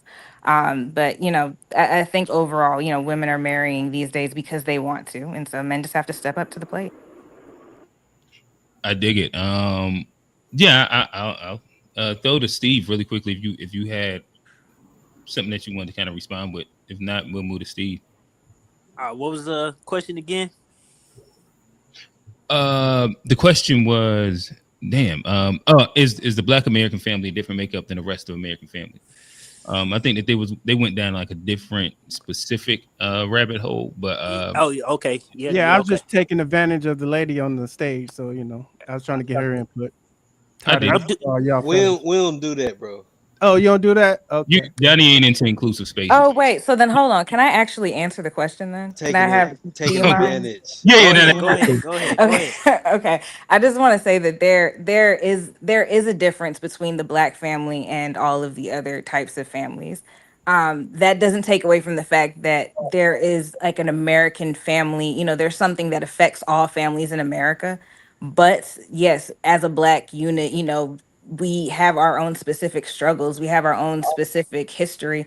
But one thing that I do want to iterate is that, like, I myself come from when I say mixed background, my father's from this country, Black American. My mother is a naturalized citizen. So even though I'm Black American all day, I still have I have to acknowledge, my entire other side of my family all day, every day, and that still contributes to my identity. There's a lot of individuals, the Nigerian, Ghanaian, Jamaican, whatever, backgrounds that have that same identity, but that does not make us any more or less Black Americans. But that's still part of our conversation too. So I think that also needs to be iterated. That's it. All right, Steve. Yeah, I think the Black American family, or what we typically think of the construct of the Black American family is different from the rest of America, and obviously that's one of the byproducts of slavery. Because being a slave, who your family is something different than everybody else. It's not necessarily people you related to. It's not necessarily people that you contractually married to. So I think Black people always have had a different way in which we view family, even like extended family. Like some of those relationships in which you see like cousins in some cultures is way more serious than cousins in like other cultures. And I do think there is a unique difference because of like a lot of stuff people mention, the history, what we've been through, so forth, so on. So like I do think it's something to it. But you could say that you see these same structures kind of replicated in communities of lower socioeconomic status. Like you could make that same argument that a lot of the way in which you see the Black family constructed, you see that in a lot of poor rural places as well, in which that's my take on it. I dig it. Kofi, talk to us, brother. Welcome to the show. I think Kofi might be distracted. Nah, I'm here. I'm here. Okay. Yeah. Yeah. Shout out to the sister. That was on there. I share her sentiment. With that being said, just want to say before I get into my commentary about the subject at hand, just want to respond to Johnny. Talking about different communities. There's no such thing as a Nigerian community. There's no such thing as a Jamaican community. I don't know where you're from or you ever witnessed that. It's not like there's a Chinatown and things like that. It's just these people are just in black communities. I've never been anywhere and there was like a Nigerian community separate from anybody else or Jamaican or whatever. So I You just ain't want to just you, you you ain't been in the spot that celebrated like where there's been a bunch of because I've been in the spot where they in Myrtle Beach, South Carolina, where it's been a bunch of Africans Mhm. and we done ate the rice and all of that shit and like but these was true Africans and Mhm. like they was So collect. you saying that Myrtle Beach has a Nigerian town? No, I'm saying I think Nigerians stick together when they come to America. They have one in South Korea. I've been there. They A got Nigerian town in South Korea? That's yeah. interesting. I mean, Yeah, they do in China too because they're Chinese people are fucking racist, so they have no choice but So to get together. Nigerians That's stick together. That's all they do people. stick together. All people usually would stick together if whoever they find commonality with. But I think, correct me if I'm wrong. It looked like you were saying they had like this town and they just occupied a couple I ain't, square blocks. I That's ain't, what I I was ain't, thinking when you I said ain't that. say that. I ain't say Oh, okay, that. okay. I Oh, ain't okay, okay, say okay. that. All right, okay, cool. So, I'm inspired by a black shirt on this topic. Peace out to the ancestor, Grandmaster Teacher John Henry Clark. And when he did a speech where he was talking about family in comparison to the Black American family, to the African family when he was there in Africa. And we had to see our ideology of what marriage is and what a family is through the lens of Greco-Roman ideology, right? We marry for love. That's what it is. Do you love her? Can she take care of you? Things of that nature, right? Where some African societies is more of the people are marrying for financial benefits to let their legacy continues, right? And when Dr. Henry Clark posed this, as you say, you have to understand African societies. It was basically, a village, but a village was a family. And when you have these arranged marriages and you have people being married, there's no such thing as single women, and it's just something that works as a whole. Versus a European society. So when you go to Africa, no matter where you go, what language you speak, there's no such thing as the old folks' home because people didn't throw old people away. There's no such word for orphanage because no one threw away children. Everybody always had a role to play. There was no such thing as childless children. So that's what the site is. And I'm not saying, but hey, you know what? Black Americans got, start doing polygamy. I'm not saying that. I'm just saying when we look at who we are, we're looking at through the lens of a Eurocentric society versus an Asian person from China or an Indian person, what I'm saying, or Arab person. They have their own inner struggles. I know some Arab people where they're it's a girl and like, no, I'm doing an arranged marriage, and they don't like it, they don't want to do it, but I understand the reason why they do it. I was like, why? Because that guy is rich. Even the girl, she's doing her little thing on the side, but she gets married because that is a part of her culture. So people like that, they're not going to have single mothers, single women, or anything like that. So I just want to say maybe we could probably look at this a little bit different. And that's how I see this whole situation. Gotcha. Unc, welcome to the show. Talk to us. What is your thoughts? What up, Yeah, what's going on, everybody? Love y'all. Look. I feel like everybody talking about the black family and things like that. The black family has changed so much in dynamics, especially after Jim Crow. And, kind of went away, and we had the segregation and everything. Because if you look at black family today, in old school, black family had its own kind of different ways doing things. But today's black family is nothing but a mimic of the white America.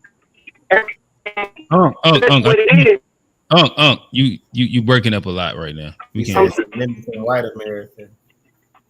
No.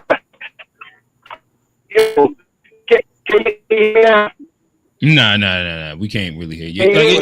He riding through Rock Hill right now. Yeah, he fucked up. Gotta be riding through. Yeah.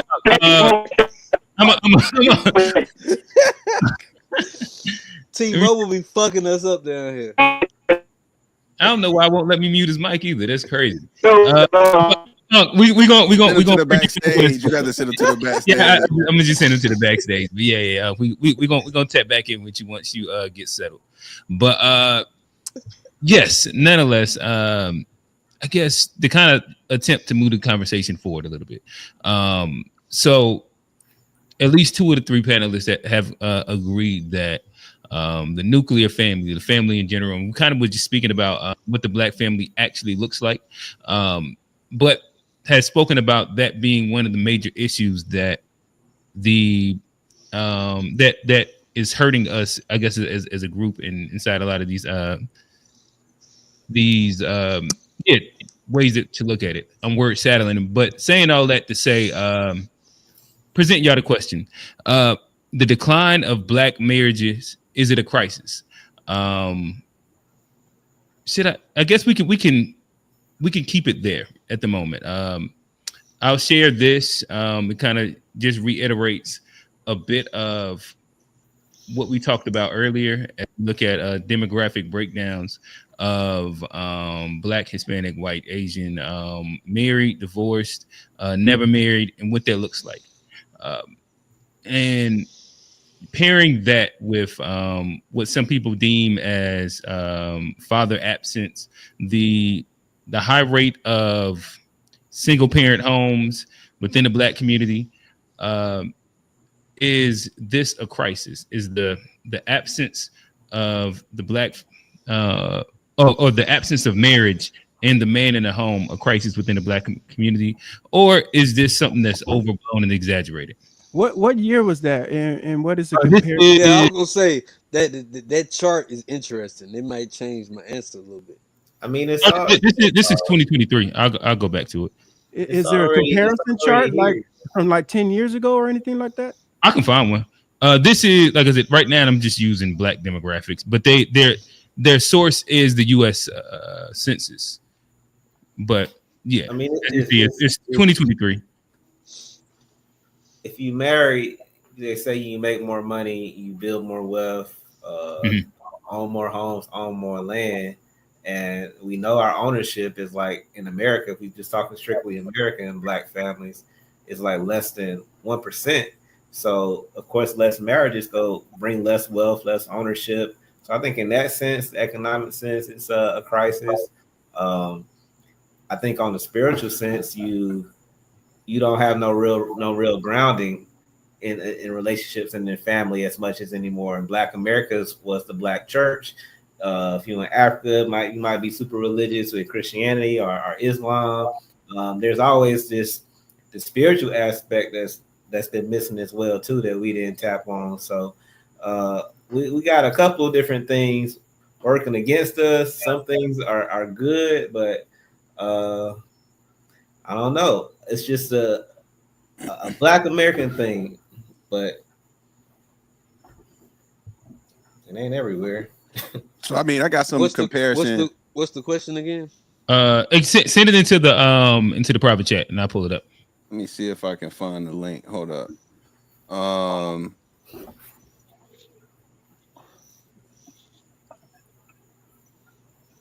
but yeah, hold on. Let me see. I gotta take like a So as he's answering it, What's the John, answer question? you. The decline of Black marriages, and I guess what they call the absent father crisis within the Black community, or absent fatherhood, a crisis within the Black community in the Black family. I mean, based on like if you pull up the chart again, I mean, we kind of based on that. I can't say that it's not because we're the lead. We're leading in the statistics based on demographic, and like I said, I think there's reasons that we can point to why our specific demographic is leading in those categories. But Mhm. I think that's something that the quicker we change it, the quicker we get to where we want to be as a people. And uh, I don't know how to change it. I ain't even gonna give no solutions. But I think that is one of the things that's holding us back from having the generational and like the society changing wealth. I think that definitely is one of the things. Hey, I just have to say this before we move forward. I just want to say thank you really to all the Pookies and Ray Rays for just keeping our population to where it is now. Because if, if people like the women keep having abortions and people like they're not going to get married, right? So like our population is just going to keep going down and down. So like in reality, the dysfunction has helped us in keeping our population, maintaining our population. Yeah, I can't ain't co-sign that, old man. I can't I know Yeah, you co-sign can't. that. I can't you saying co-sign it Black either. women use abortion as a form of birth control? Is that what you're You getting said at? No, I Pookie and didn't. Ray Ray help the I'm community. I'm just saying. I'm just saying Ghetto that is this having all the the babies. population of Listen, Black people. fellas. That old man just said a bunch of things that a bunch of people are going to disagree with. We're going to try and stay focused, and when we get to you, we like feel free to have some back and forth with old man. Old man just had to get that off real quick. Yeah, Um, sorry about Oh, but I was actually about to tag on to that too. Oh that. Go darn. ahead. Let it go. Go with the flow. I mean, did the host? Does the host mind? I don't want to He disrespect the pretty. show. Listen, Yeah. we yield the floor to the lady. Okay. We Okay. We often gentlemen. so we love to hear your POV. Again, we Okay. might disagree and a couple arguments might fly, but Of course. Of course. Of right course. now What I was, yeah. so we'll kind of allow you to get a little space. Talk to us. Appreciate it. What Uncle was talking about, brother was talking about, reminded me of a TikTok that I saw of an older woman who was talking about basically stuff that was going on back in the day. And this might be a little graphic. I'll try to make it a little clean, but basically, women couldn't say no back then, and so sometimes, you know it wasn't so much that they didn't want to carry a child to term. It was more so that they didn't want it. It was the responsibility of raising the child, in the household. And this is something that, people don't talk about very often.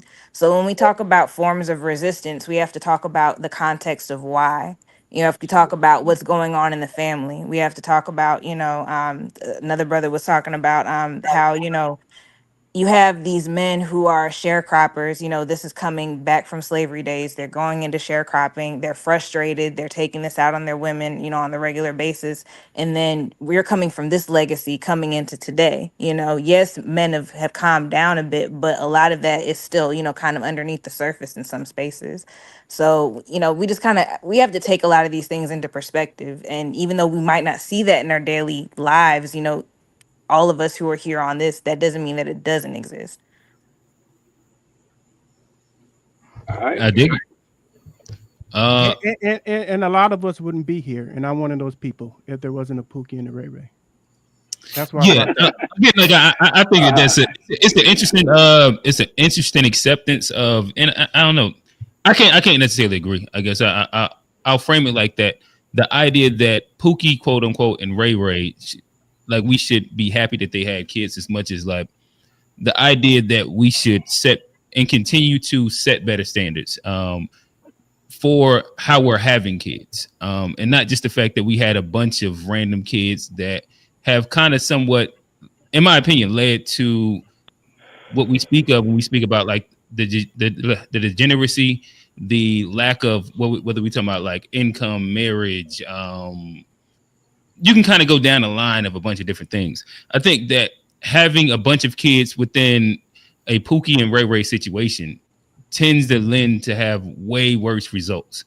And if anything, I would rather have like a stronger concentrated group and then branch off from there than to have a bunch of fractured people that have been institutionalized, indoctrinated through like a bunch of negative shit.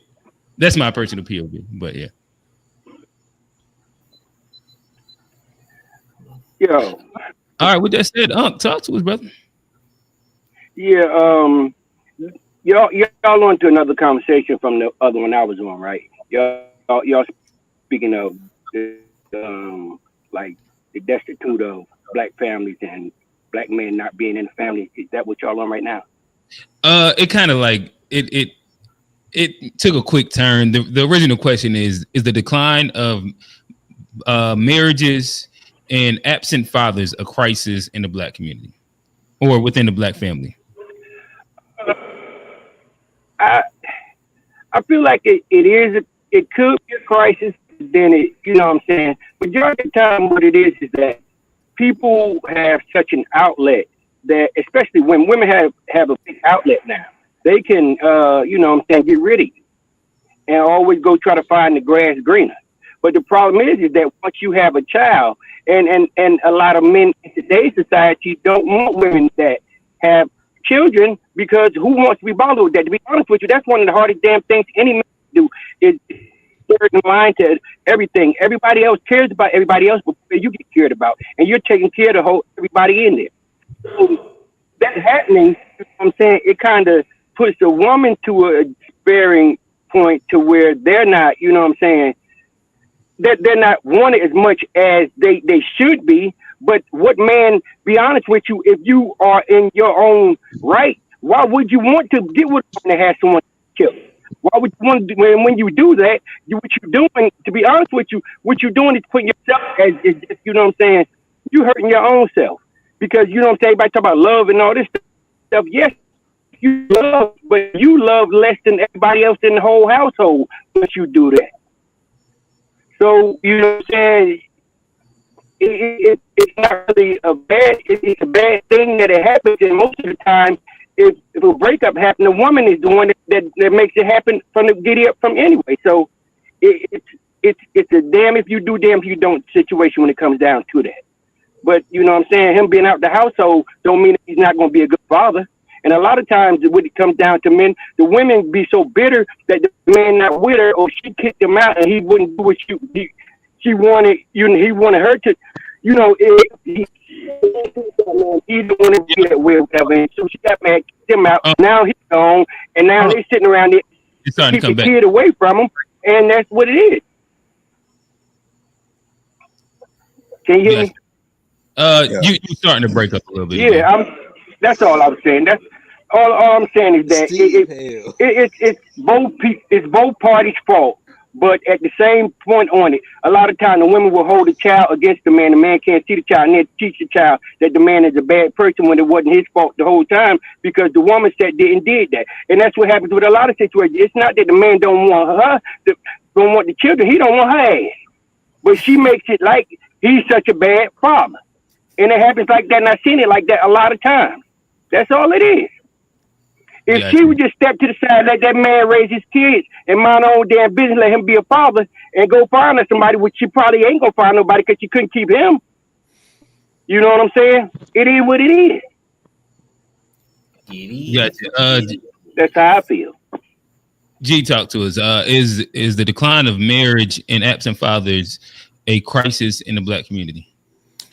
I don't think it's a crisis, because I honestly think we've already peaked with like the narrative of absent fathers. I think we've like started to swing that pendulum the other direction already.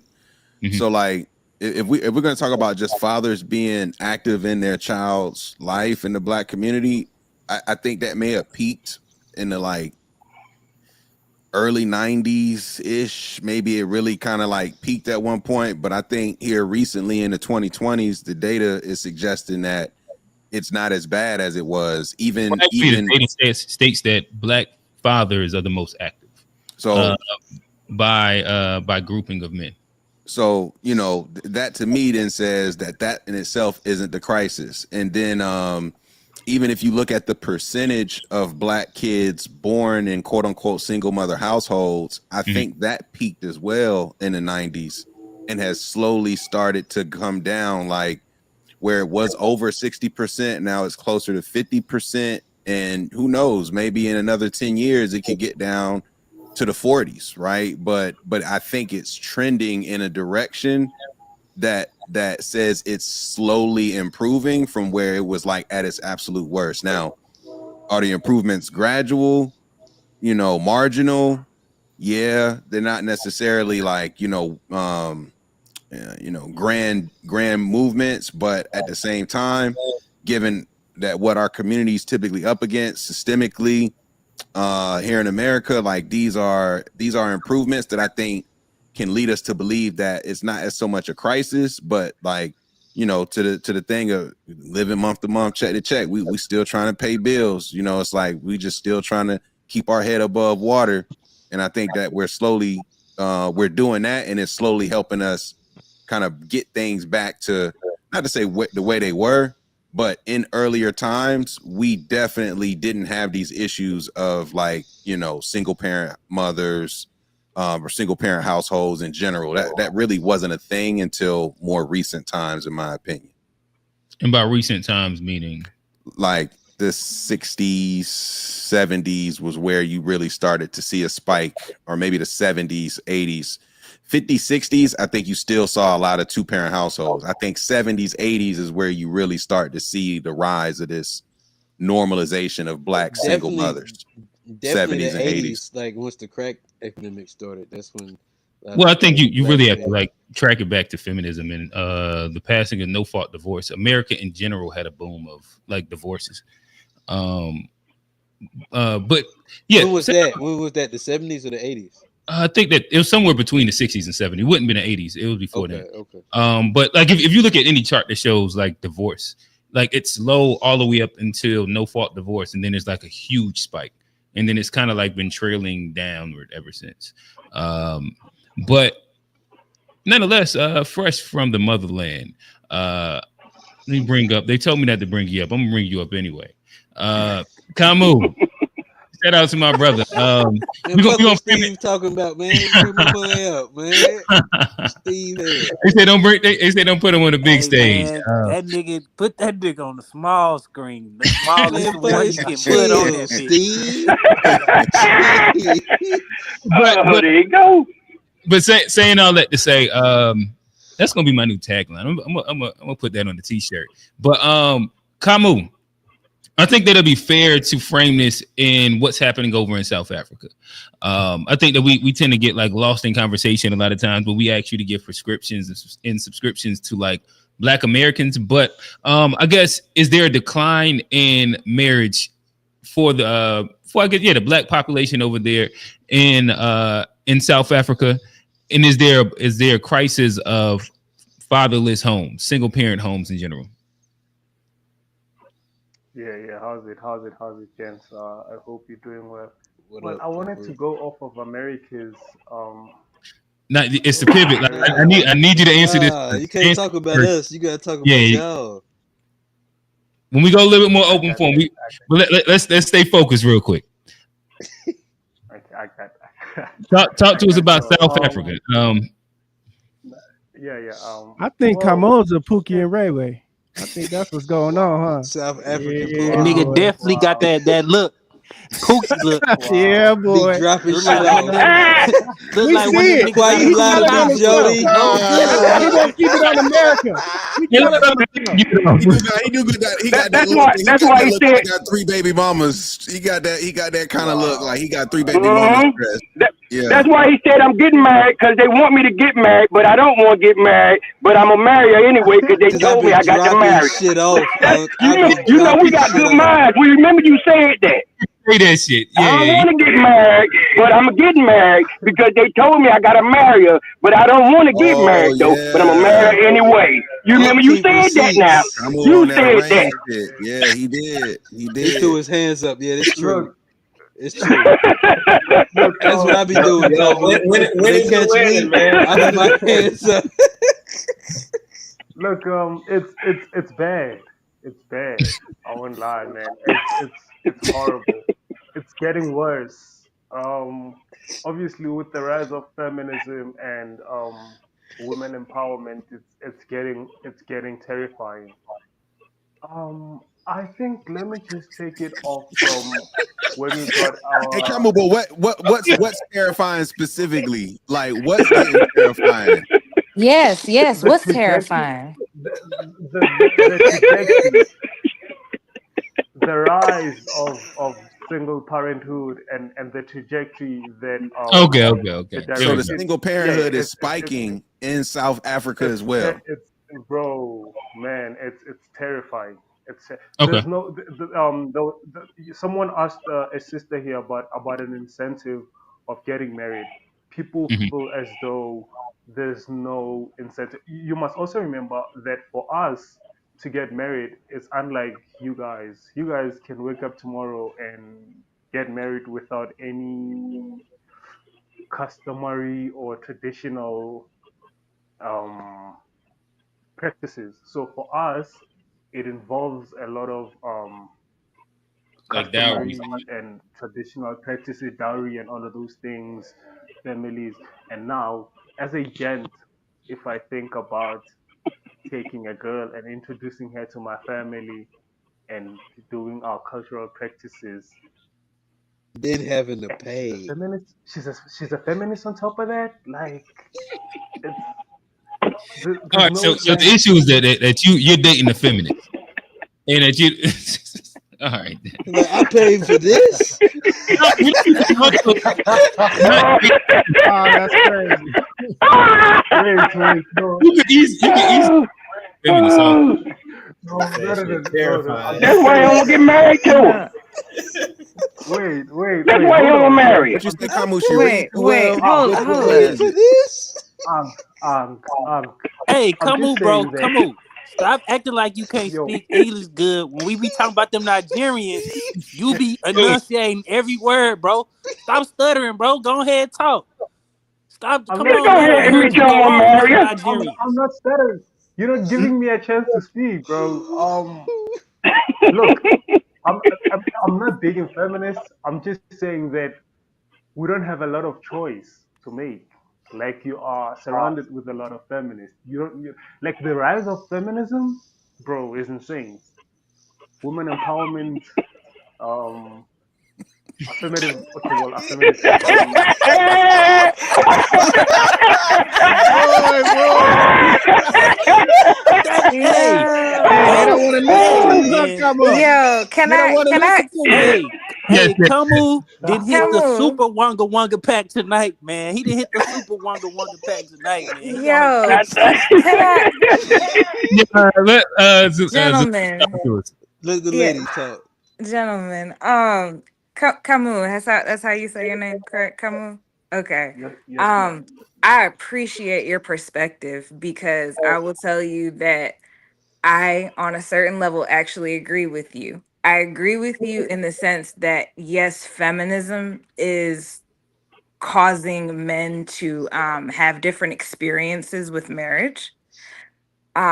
But what I will say is that there are still women who believe in traditional marriages. There are still women who have traditional values.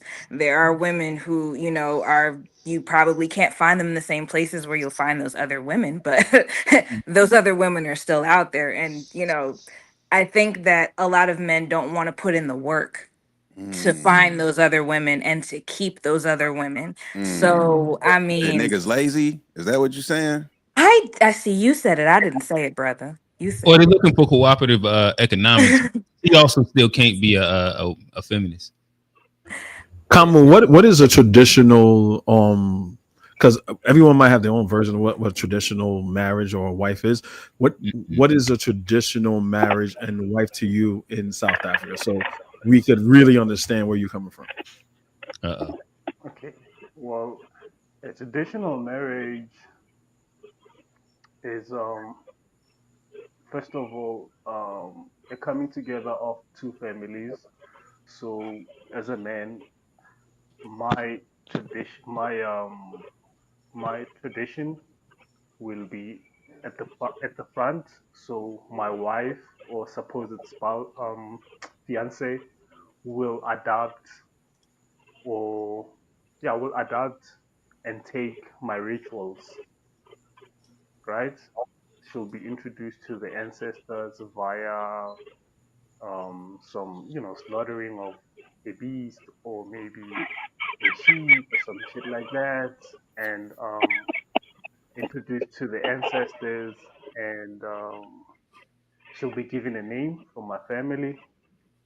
Like she'll be given a name, So the person will have and to be from like so it can't be an Igbo, a Hausa, or a Wolof person. And let's say that she still will have to follow your cultural ways. So let's say you marry like a Wolof person or a Hausa person. It doesn't matter. She has yeah, to yeah, follow your ways. yeah, Okay, yeah. gotcha. She has to follow, a man's customary practices, and she'll be given a name, and she's Do she go essentially to work? building. Do she just have kids? Somebody get Steve out the chat. Well, that's where it gets tricky. G, you understand now? Steve Because Hale. we're gonna do all of this now, and then like the next morning, she's gonna tell me that she's going to work, and Wait, I have a question. Is this like cultural or is this like religious? well, I think it's Cultural. cultural. Religious, also kind of messed it up a little. Um, Hey, so come on, let me ask you my this. So like you don't want your woman to work, correct? personally, Yes, you personally. Yeah. Yeah. yes, me personally, yes, I All right. So I got in general, all right, and so not to specify. Wait, but I'm gonna ask. Let me finish. Okay. So, also as well, do most South African men make enough for their woman not to have to go to work? No. So, isn't this like its own conundrum in itself? Exactly. It's confusing. It's like, bro. But you it's don't not know what like to y'all do, bro. probably are wanting something that y'all can't provide either, though. Exactly. So it's Yeah. it's Okay. it's hard. Look. Now, let me ask a question. Let me go somewhere else. Now everybody, I'm assuming that's married here And they can has Q, wives that work. Wait, hold on, As Kofi, men, Kofi, before you continue. Okay. Kofi, yeah, to that point, Q. On the other side, they can take care of themselves. You see how hard it is. So let me ask you. So are you saying that in South Africa, if you're a single woman and a single man, it's easier for a single woman to take care of herself than it is for a single man to take care of himself? Yeah, thanks. Without a doubt, bro. The gynocracy. And y'all niggas are how soft, is man. that? Women earn more? Man. Women It's earn called a more? gynocracy. Y'all not as tough as I thought, Kamu. I thought y'all was running shit with an iron fist over why there, would they man. be committing to y'all then? Like I'm telling you, Like what y'all doing over there, man? Yeah, what do they earn more? Do like they get better opportunities? I don't the understand. women are the providers, but you want them to not. I'm trying And to you gotta pay a dowry. And Exactly. when that dowry comes into play, right?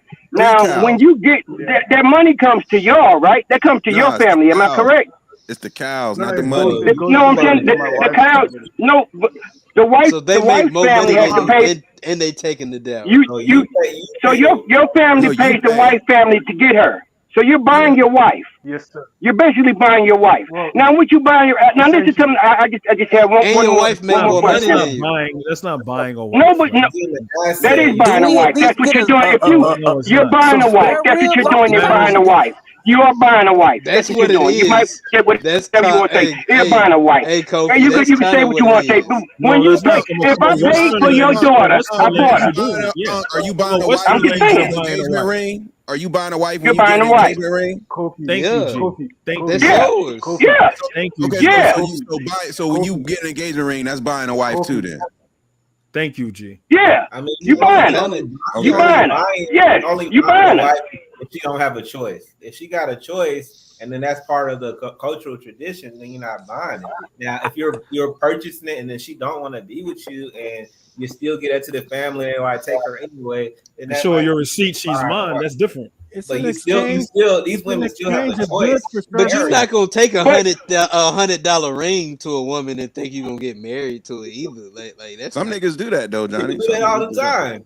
Yeah. Some niggas definitely go with the $100 ring. I stand corrected. You're not buying it. I stand corrected on that one. But what you are saying is that when you do get married, right? What it is that it's old school because you're bringing her into your tribe, and once she comes into your tribe, she has to adhere to your tribe traditions and everything like that.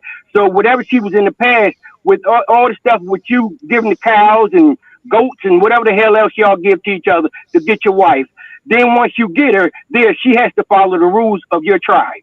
Am I correct? You're just bringing her into your tribe. Whatever tribe she was, she's no longer a part of that tribe, but she's a part of your tribe now. So all your traditions and everything goes towards you. And also, it's with y'all getting married over there. Is the marriage, is it like up under like a religious thing, or is it just a cultural thing? Far as in, like, do y'all go to a church get married, or do y'all jump a broom? I don't know. You know what I'm saying? I'm just asking. Is there like The ceremony? What's the ceremony? Yeah, exactly. There you go, G. Thank you. Like, yeah.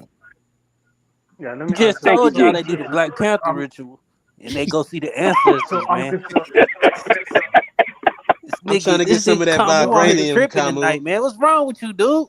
They got the same marriages. You got your government official marriages. You got your traditional, And cultural. then You you you give got them the you Muslim. You got the But the Christian. thing is that doesn't that deter on what country you're from? Because everybody always assumes that Africa is one big country when it has like 52 or 54 different countries there, and amongst them countries they have different cultures that's in those countries. So each culture and each country do something different. What I'm specifically asking Yeah, right not now, all of them trade goats, like you said, to your point. So I find that interesting. asking about South Africa.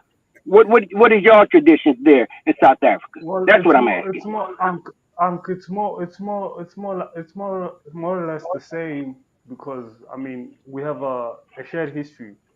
So throughout the Okay. continent, we were first religiously colonized, all of us, and then from then we were colonized. Now Can, with marriage, Hey, fellas, I um, love this conversation, but we're not about to keep staying on the cultural practices of South African marriages for too much longer. Kamu, like, uh, uh, good another 2 minutes just to kind of like wrap this up. But yeah, I love yeah, this conversation, but I do want to get back to like where we was at. okay, Go ahead, no fellas. problem. Yeah, without look, let me clarify the dowry thing. We're not buying her. You just you just spending on things that are going to be used in a ceremony to bring two families together, and that's purely on men. So as a man, you're gonna spend money on cars and all of that, and like arrangements and food. Like it's purely on you. It's not you buying, her. And then when it comes to religion and culture, yeah, it's confusing. Most. I mean, we are called a 90% Christian country. Um, so normally what would happen is on a Saturday, people will do like a white wedding, like a tuxedo and all of that. And then on a Sunday, people will do a cultural thing, wearing cultural regalia and all of that. So that's how it happens. And then during the week, they'll go to like State Department Home Affairs and, do it the legal way and then start. Got you. All right, so we'll do really quickly is round off this last question. I got a time. I'm gonna put 2 minutes on the clock for everybody that hasn't answered. I know Steve hasn't. Oh man, I don't think that you've jumped in yet either. So I'll toss to Steve first. Steve, talk to us. The decline of black marriages, absent fathers in the home. Is this a crisis for the black family? uh, I wouldn't say a crisis. I think sometimes we act like men are not making the decision to not get married. Like we only make it seem like, oh, it's women make it's like men don't do not have the same drive to get married like in 2025. And I think a lot of people try to make it a big deal because uh, they think it leads to like cultural decay. And I would say that would be the case, but black people is not even having enough kids at replacement level. And if you delineate it, I'm pretty sure Adolph's black people, the amount of kids that we having will be even lower. So it's like I could see if there was a real negative ramification because we used to could point to and say, well, because of all these people not getting married, they having all these kids out of wedlock, and all these kids out of wedlock are dysfunctional. But we not even having kids out of wedlock in like 2025. We're not getting married, and we not having kids like at the historical rates in which we were having at one point. Because if we were, our replacement level of children that we would be having would not be below replacement level. Like we literally are or below. And like I said, if we delineated and we only said we're gonna track ADOS, the kids that people who are ADOS FBA are having, I'm pretty sure it's well below replacement level. Like I just don't. I think people making a conscious decision in 2025 not like not to get married, and I don't think that's necessarily a good thing or bad thing. Yeah, people should get married, but I don't think it's like people trying to say it's feminism or this or whatever. I think it's the economy. Like Bill Clinton said in 1990, it's the economy, stupid. You know. that's kind of what it always is going to devolve, kind of into. 15 seconds. And that's it. That's pretty much my. I don't think it's a crisis. Just to sum it up. Okay. All right. Got you. Old man, talk to us. One more time, question, real quick.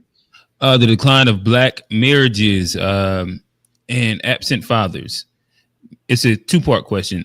Is it a crisis for the black family? No, I don't think marriage is the important thing. That's just a document, piece of paper. If you can find the right person and have kids with that person, then you're good. The marriage thing is not, to me, it doesn't matter. Fuck, that's just a government thing. Yeah. And my bad, Kofi. Let me toss to you. 2 minutes. Talk to us. Yeah. I could say it's a potential crisis. From what I've been seeing from people like in their 30s and 20s versus my generation in between. You don't have a lot of people getting married. I mean, there's unions. There's still babies coming about more or less, but not necessarily like marriages. And when I talk to these people, it's pretty much what like Steve says is, hey, I can't get that house and that white picket fence because the economy is bad, and then I may not have a kid or two because kids are expensive, and I do think it's a financial component to it more than anything. But in the next 10 or 15 years, we're gonna see a decline in from my view, you're going to see a decline in black population due to this economic crisis. In my family, for the most part, everybody has at least 2 kids, what I'm saying? So like I said, in my generation, a little bit younger is not a problem, but people in their 30s and earlier, I don't see a lot of babies being born. Gotcha. And I guess that's it. I guess let me see if I can frame this to a quick question. So it sounds like some of y'all are just against marriage in general. And its impact on the black community is not high. But I guess I don't think we're against marriage. Okay, I guess you said it wasn't really an issue. And I guess in my mind, I'm just thinking of how, statistically speaking, generally, families that get married, even if you take it away from black, married and unmarried, the outcomes for kids tends to be higher. When you talk about that's cap, Steve. Higher. What happened? It tends to be higher. Outcomes just kind of across the board tends to be higher when kids grow up in a 2-parent marriage. Well, a marriage is 2 parents. A 2-parent household, explicitly marriage. But y'all believe that? So you're saying that a family that's raised by 2 people with their children, just because they didn't go get that paper and put the government in their business, means that they don't love their child and they don't raise their child correctly. So just because a piece of paper is there put in place that makes you marry that woman, have you raising your child less better than you would if you was married to? Is that what you're stating? That just because you married, that you can raise your child better than a person that's not married? Is that what you're stating? Is that what you're stating? No. So I don't think that it got close to stating anything close to that. You repeated That's the same. What it sounds like. That's what it sounds like. I'm not the only one that. Am I the only one that sound that what he was saying? I'm just saying. Answer him, Q. Answer him. I was actually gonna ask that because that does kind of sound like what you. He wasn't asking me. No. Again, what I'm stating, and I'm throwing it back to y'all, saying, and again, anecdotes is the worst way to judge an outcome. So what I'm stating in general would be that when we look at stats and what elicits the best outcomes for any group of people, whether you talk about black people, white people, XYZ, what y'all are what Unc was just talking about is, can a group or a specific individual love, grow, have, an amazing family, marriage, XYZ, or not marriage, but household of their kid, relationship, and not be married? I think all of us would say yes. I would also say that if we take it away from our own anecdotes and biases, if you look at wholesale, the communities that are most successful, they are married the most. They also have the lowest divorce rates. They also have the highest placement inside, whether you want to say high earning degrees, their kids go to college more. Like these are like easily trackable things. And so like these are like an unbiased take that doesn't have anything to do with my feelings at all. Hopefully that makes sense. No, it don't make sense because what you just said didn't have nothing to do with what you just stated. What you stated was that you stated that a married couple will raise their children better than a couple that's not married, even if they are together. That's what you stated. Now you're dancing around your question. That's not what you stated. So could anybody? That's what you stated. Am I the only one that heard him state that? Am I the only one that heard that? Well, maybe somebody else heard that. Did anybody hear me explicitly state that? Q, that's between you and Y'all gotta I think Yeah, I'm sorry. I can't back you up on that. That's one. family. Yeah, I think it's just a misunderstanding. We understand he's not implying that. Yeah, that's what I'm saying. Like you're trying to frame what I'm saying into like a specific. I'm attacking one family of doing one thing. That's not what I'm doing. No, but what it is, it sounds to me like you're stating that just because someone is married, it make them not want to have that. Just if you have two people that's not married and they're raising their kids, and both of them are college educated, you're telling me that he's they talking can't about raise stats. He's not talking about an individual person. He's talking about what the stats says, what the numbers say, what the data says. What the data says. Oh, okay, all right, I got you. Yo, yeah. I got you. All right, I got you. Data. All right. All right. Yo, what you drinking, man? I need some of that stuff, man. Yeah, I'm at work. I'm at work, niggas. That's what you talking about, brother. I knew he was at work or something like that. He don't have. Oh, there go the cigarette. I was wondering. I got you. Kamudi shipped them one of them wonga bricks. Got him fried up over there. Good job, man. But I understand. You're stating stats. It's not for every, and stats don't mean everybody. Right. I'm not individual at all.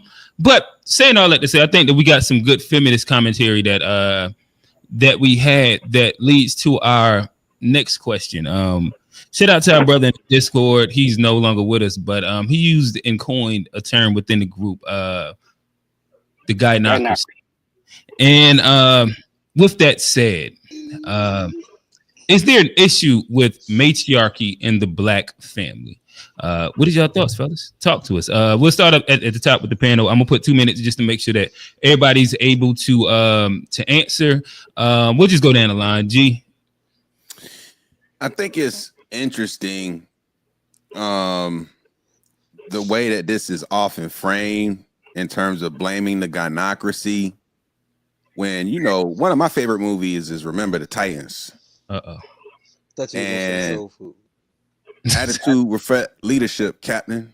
And so that's a quote. That's a bar right there. And so the way I look at it is, if there's a perceived gynocracy, it's because there's a lack of leadership from the other side.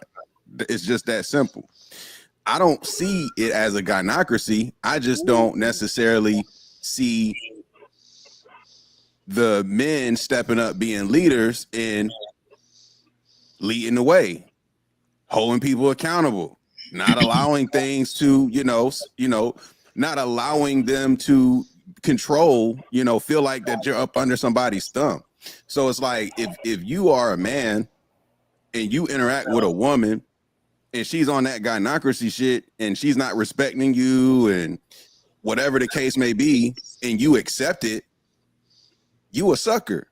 It's not a gynocracy problem. You just a sucker. You got to do better. Like, you need to establish some fortitude and learn that you don't need to stick around in those situations, and you leave that woman to let her be. Like, you don't really quickly sign up for that. Excuse me, I want to add something. Can y'all explain what gynocracy is? And I was just about to move it to where it's a little bit better, because typically when we say gynocracy, that becomes way more loaded than a matriarchy.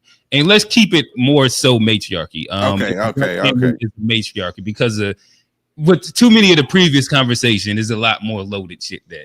That's why G had that steam come off him just then. But matriarchy. Patriarchy is what we're actually talking about right But now. So now it's government by I'll women. say, It's hey, government hold by up, women or hey, by a hold up. single woman. I don't think we have a matriarchy. I think it's overblown because when I look at the bulk of the leaders in my family and so forth, I'm not saying that women aren't strong. I have strong women in my family, but the men are at the forefront of like kind of like leading what's going on. That's typically the situation, in my experience. So I don't think when we look at our communities, like women have a strong place, but I don't think that it's a matriarchy. Can I say this though? So, do you see Especially that as a about like, weakness? hold on, It's hold real. on, cause Johnny, it's real. I'm just want. So I'm gonna get like I'm gonna just run in 2 minutes so everybody can get it. I understand that everybody wants to kind of have like some dialogue back and forth. After everybody gets their shit off for 2 minutes, then we'll just open it up for like a full discussion, and we'll probably close off with this question. So let's let everybody get those 2 minutes so it can run as seamless as possible, and then 90 we go seconds. into the open dialogue. Damn, I was about to say gynocracy. The open discussion. Johnny, talk to us, brother.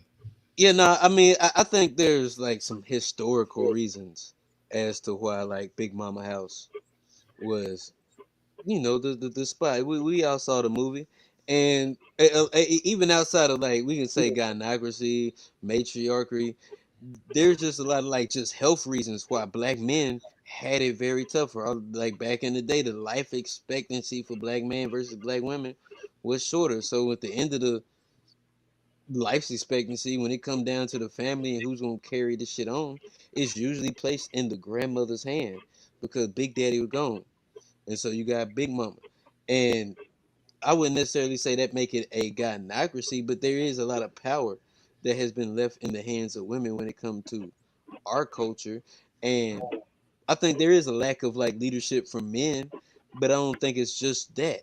I think it's culturally, well, situationally, the situation that black men have been placed in this country, that it's been very, very tough for us to step up and lead patriarchal families the same way other demographics have been able to.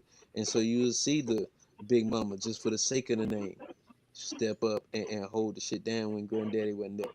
And so I think it's just a lot of situational thing. I think our grandmothers have been very strong women, and I think as black men, the one thing we can do is be strong men to just help make it a little easier for these strong black women. Gotcha. Hey, Black, same question. Is there an issue with matriarchy in the black family?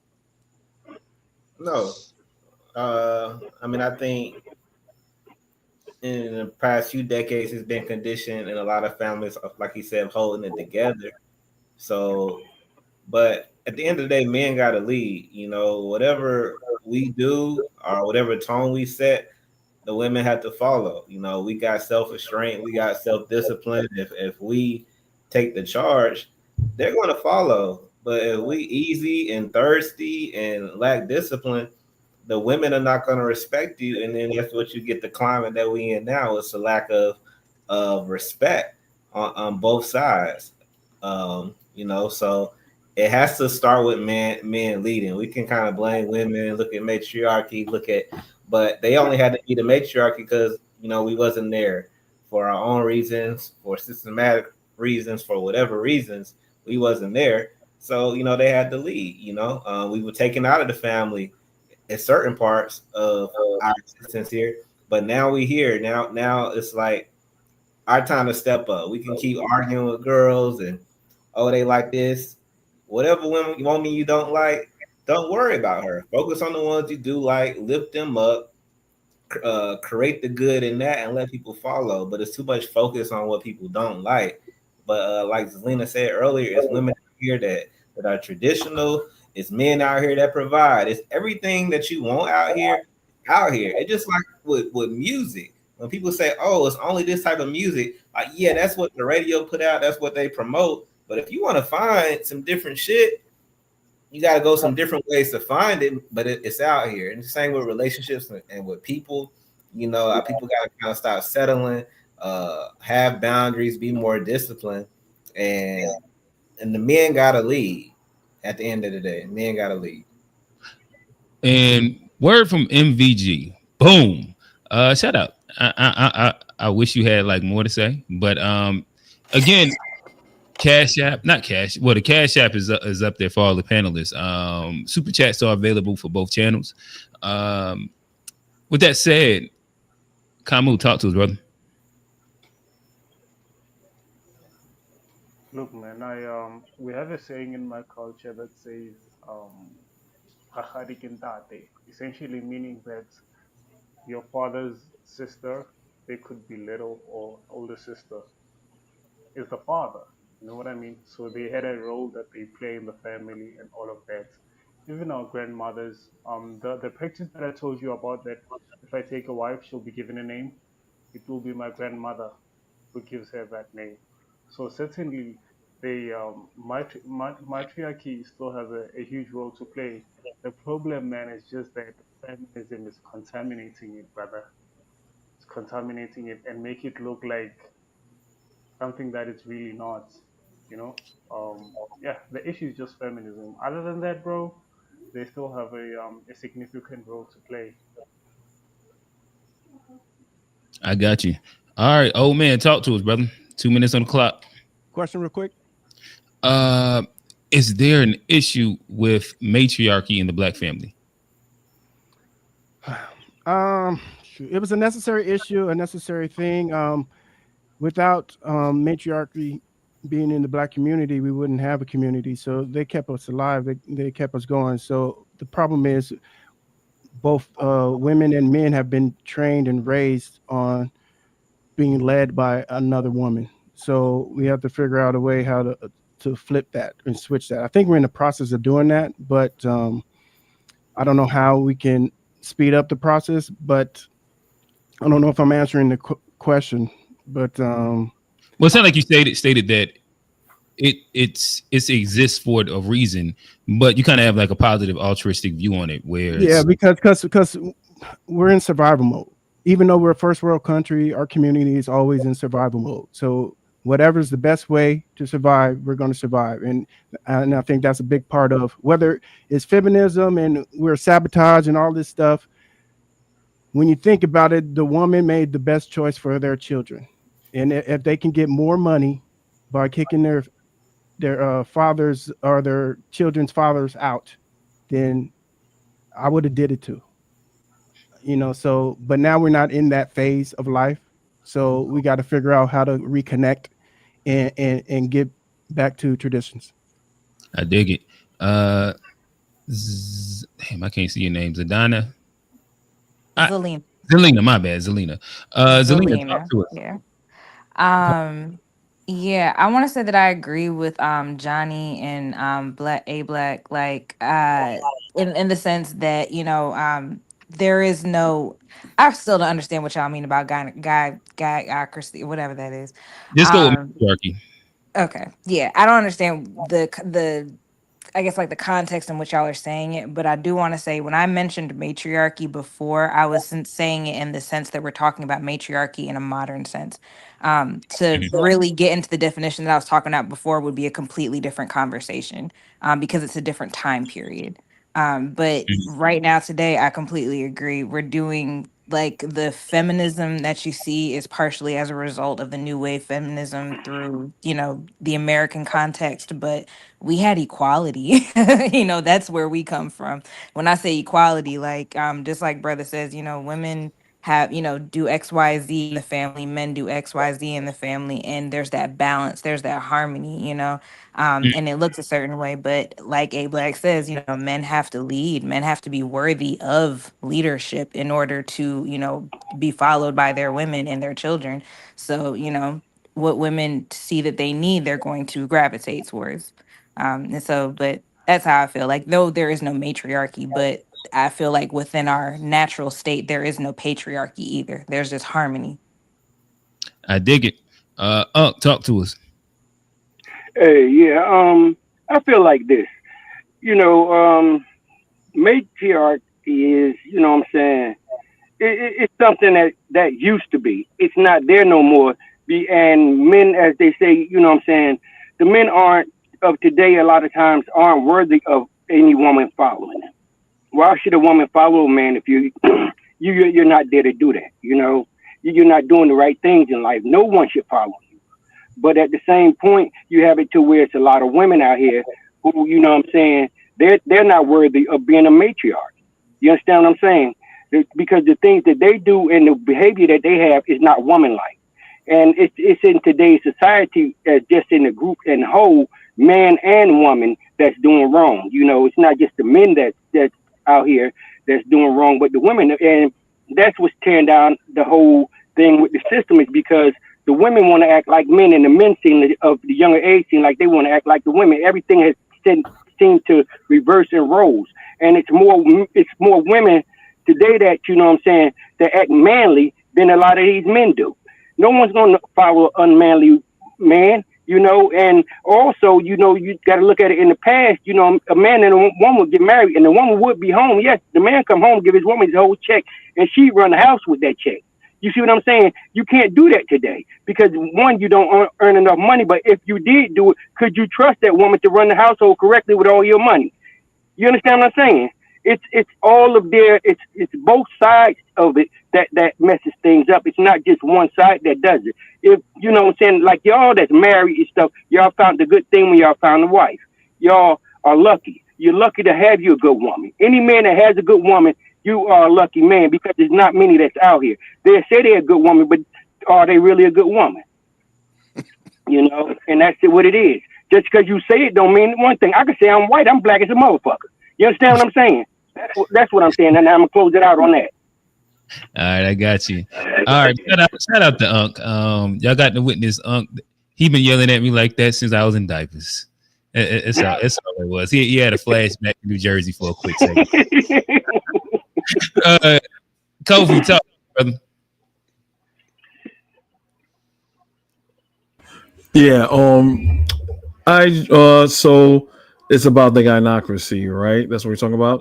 Is there an issue with matriarchy in the black family? All right. Basically, I was going to give you the definition of gynocracy. Is basically a form of governmental or social system where women hold primary political power and authority. I have no problem with this. I'm always about balance. But men who complain about women having too much authority just sound like weak fucking men to me. That's just me personally. Because someone with strength shouldn't feel threatened with someone with strength. If you're a powerful person and you can stand on your own two, someone else that's also powerful can stand on their own 2 feet shouldn't be threatening. If based upon their genitalia, there are women, there are men that make very horrible decisions. You know what I'm saying? And there's women that are just, depending on what the situation is, the women make better decisions than men. You shouldn't be able to, by default, be the leader just because you're a man. To me, that's kind of just arrogant and it's just stupid. Again, depending on what it is. You know what I'm saying? Because there's a lot of female heroines here that, you know what I'm saying, that I revere that are women. Again, it just depends what it is. There's a lot of women and men in my family, but women are held at very high esteem as well as the men for different reasons. No one is above anybody else. It's pretty much balance. And if you're just saying, well, he's just a man, we gotta go with it, even though grandpa or dad is making the stupid ass decision, everyone just have to be just have to go with the decision because he's a man. That sounds fucking stupid. You know what I'm saying? That's just setting yourself for failure. So that's just my take on family and the man woman dynamic. I dig it. Who met Steve, talk to us, brother. Yo, what's good? Hey, man, we got a woman on the panel tonight, and all y'all sound like y'all got y'all gender studies degree from Duke University on here tonight, man. I ain't never heard y'all talk like y'all got this much sense on this motherfucker, man. Don't say y'all. I was always like that. Hey, man, I heard motherfuckers respecting folks' pronouns, everything on here tonight. Like, Hey, God, shout out to damn. Wait, Felicia. Shout out to Kofi, you the last person who was always like that. What are you talking about? Hey, I respect it. You know, I'm just being funny. But now, I actually don't think we have an issue with the matriarchy. I think a lot of stuff that people describing, like even Camus when he describing the issues of that he's experiencing or whatever with women, or whatever in South Africa, same as in America. There's a broader set of people who are more powerful than us who dictate the policies in our community because we have no power. And that's not the women in our community. That's somebody outside of the community. So when people said, oh, well, they had to kick the, black man out of the house to get, whatever that story is, that's not a decision made inside of the community. That's somebody enforcing a policy on said community to get a certain type of, or create a certain type of condition.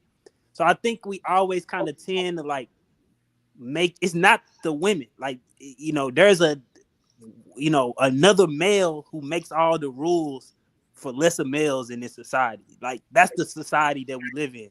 And typically that is associated with the males who got the most either money or political capital. So like, that's who really make the decisions in the world. Whoever got capital and whoever got political power.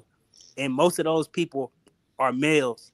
So, I don't think we really deal with that reality of what's actually happening to the black community. Like the gender stuff is kind of just sidetracking of the slave, in my opinion. Is there a stat where it tracked the families that actually took advantage of that kicking the boyfriend out of the house compared to the people who didn't go with that? Well, a lot of people say it's more of a trope than it is a real reality. Because if you really go talk to people who lived during that time, you hear stories of people hiding a man or whatever, but you don't really hear people saying, yeah, I completely just left my man to get like, benefits. It's more of a trope than anything.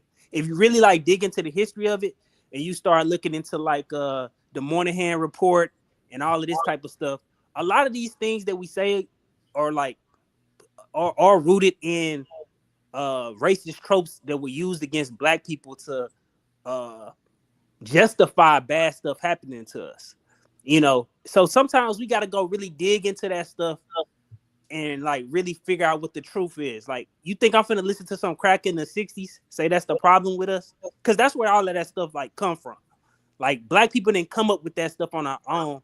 You can go read all types of shit they wrote about, all types of psychoanalysis they wrote about black people in 1960 that now we just repeat over and over in 2025. Like the stuff like we spend too much money. Y'all in North Carolina, y'all should be familiar with Sandy Darity work. He done did the analysis on our saving rate. He done did the analysis on us getting education. He done did the analysis on all this stuff. He at Duke University. And when you control for all of these factors, black folks don't spend no more money than anybody else in the country. Like, it's just stuff that like we continually hear about ourselves for years, but it's not really rooted in like no real truth. It's just a convenient trope to justify anything bad happening to us. Like, Right. We should really do the work to like undo that type of like beliefs.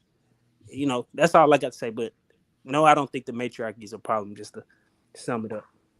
Dig it. Yeah. Are y'all familiar with Sandy Darity though? William Darity, yeah, definitely. Like he didn't did all the analysis on. But if we bring it up though, like I think that the more like general point is that we spend money disproportionate to how we save it. And so you could talk about consumerism being one piece, but the reality is that black families disproportionately don't have the same savings and wealth as others. And they don't. But when you actually go dig into what they spending the money on, the reality is the majority of our money goes to bills. Yeah, I'm not arguing. Like, I'm not arguing what the money's being spent on. But what I'm saying is, we're going and buying Jordans and but that wasn't consumerism. Yeah.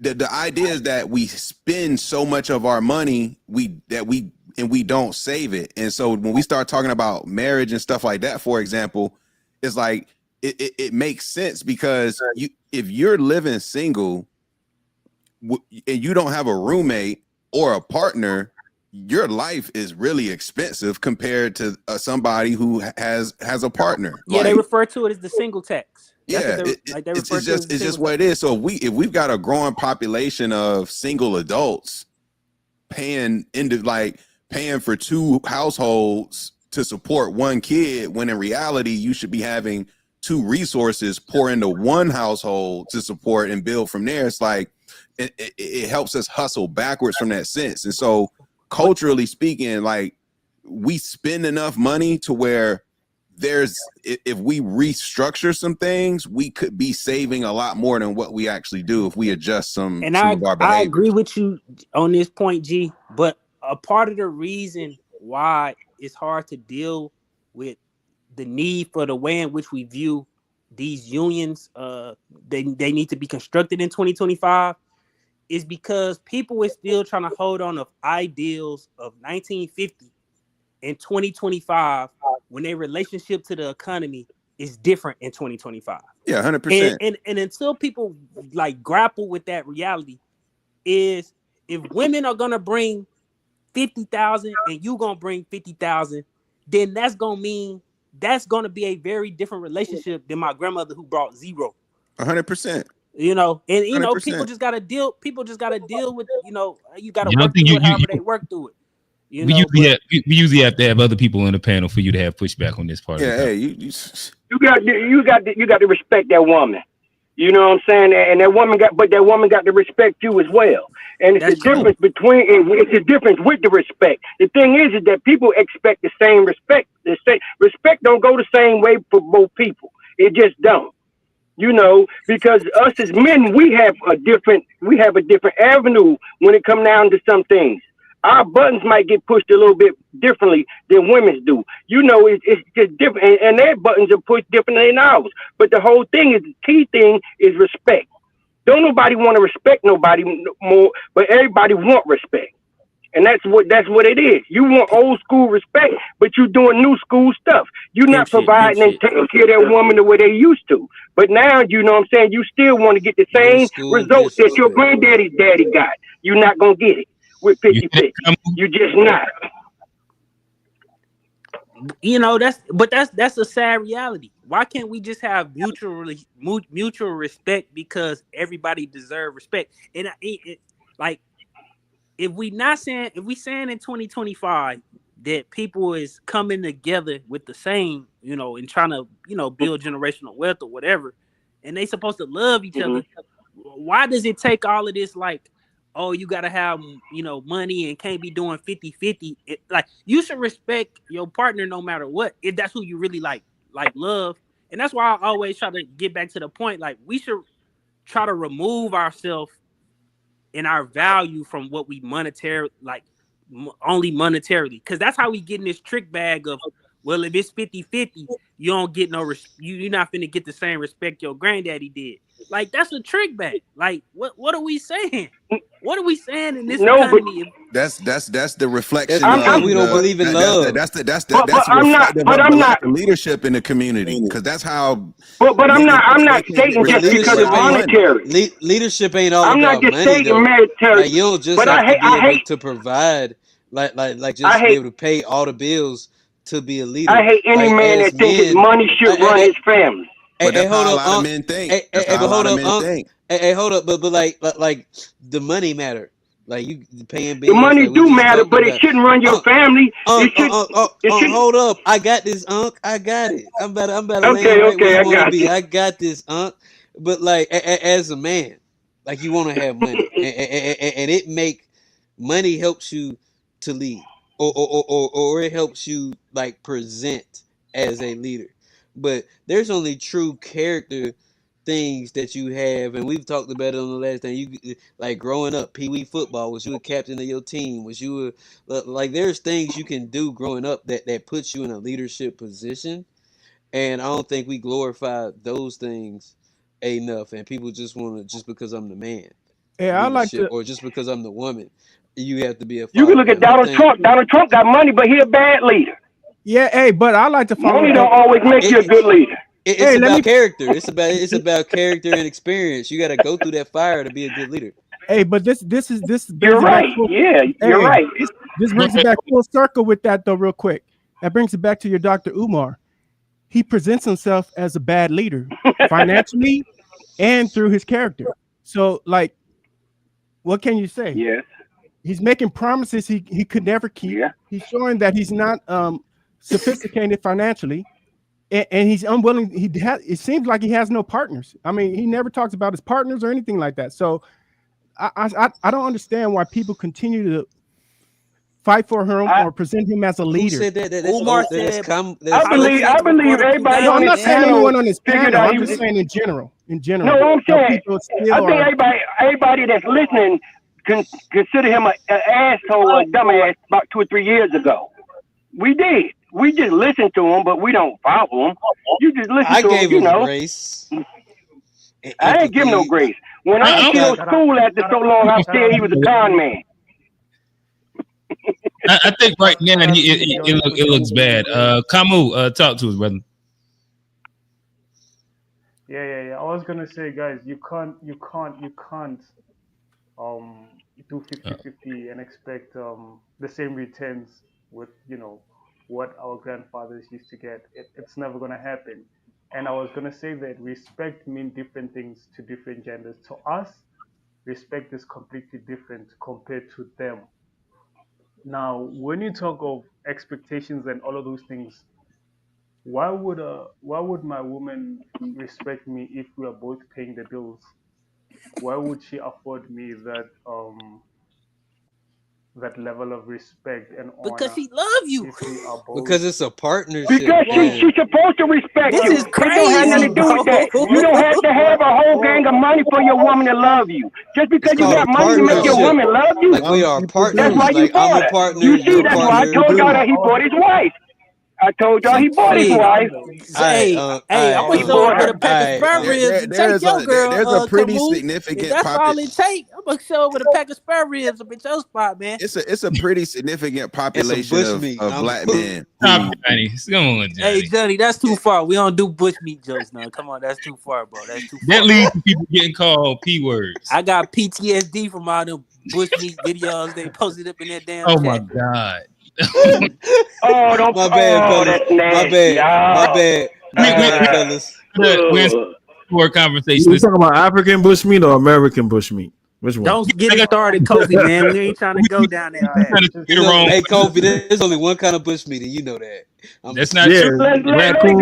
it go. Let it go. Chop, Let it go. chop, Let's don't not think lie, about don't that. Let it lie. go. Please let it go. Let it go. Let it go. Don't Let it lie. go. Let it That's go. boy that play for the Panthers that be bring home Time to see I that. hey, my Oh, bad, fellas, my I see bad. I'm I oh. see stupid. you, I'm John stupid. Wooden Jazz. I Eat see that, you. eat that monkey foot. No. No. Mm-mm. Look, I'm just saying that No. it's not the same.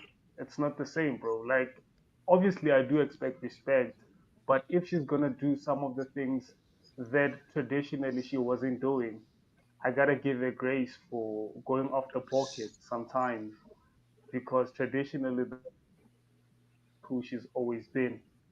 Now, if I expect her to be like my grandmother or my mother, it is upon me to provide and cater for what my previous um um my it's up to me to cater for her what my grandfathers did, if if I'm making sense. So, come on, let me ask you a question. So, let's say your ideal wife, your ideal partnership. Let's say, you're the man in the house, you're able to provide, your wife doesn't have to work, she stays home and takes care of the kids. We had this conversation on this panel before. So we're gonna see where it's gonna land now, months later. If you were to lose your job and you weren't able to provide as much as you can, right? Do you feel less of a man that you couldn't? So let's say instead of having three cars, hey, I can't cover insurance on that other car, and I'm making payments on that car. Hey, babe, we can't drive the luxury car. Does that make you feel less of a man? Not at all. Not at all. Not at all. Okay, so Look, what's you the guys must okay? understand that context, American context is different from Africa. We don't pay bills until we die. There's a time frame to that. We pay bills for a certain period of time, and then from there, life just flows. Unlike in America, I understand you guys Hold pay on, wait bills a minute. until When you you die. stop paying bills, Camus? They Yeah, own their well, stuff there. They don't pay taxes till they well, die. In most places, look, Johnny. America market. You can buy a house here, and without mortgage, like you can like buy a house cash, and that's it. You're never Yeah, gonna no pay taxes, anything. no But I'm saying property tax or nothing. like in American dollars, like how much do houses cost over there to where you could just buy them Well, it's cash? way cheaper. It's way cheaper. If you can come here with American, what one day I said that I'm saying I to got a G, and couple G was American like, dollars, Kamu. I'm trying to. well, I said that to G, and G was like, hey, bro, you gotta come better. You're not scamming me. I'm like, no, bro, you could afford yourself a pretty decent life I'm here asking with for a very dollar minimal. amount. Like I'm saying, like you For talking about sure, 20 for But get sure, back grand, to for the 40 sure, grand. taxes. What do you mean for sure. taxes at death? So the family has to pay the taxes or the debt of a family member that died? No, that's not what he's saying. Nah, he's saying I'm we asking don't, we him. don't. Don't tell me what he's saying. I'm asking him. Ooh. But you Nah, asking I'll let what I it slide. didn't I'll let speak him about slide. though. No, I didn't speak about that, old man. You're asking me what I didn't address. So I was purely talking to bills in general. There's a point in life where you just don't pay bills, and and as a city, and when you get to a senior age, like when you hit 60, the government takes care of you, And Oh, I mean, bro, like for us, bro, it's just completely different. Not like y'all, completely different. He So you just don't pay he just property flexed taxes on or us. anything. He just No, flexed the fuck we on don't. us. Exactly. Yes, that's my point. Yeah. All right, so fellas, I think that this is That probably a good that's Africa for you, bro. wind down for the conversation. Again, Unpacked is the black family struggling, healing, and or under attack. We've heard a diverse group of opinions when it comes down to that. If it is, isn't, and what we can do.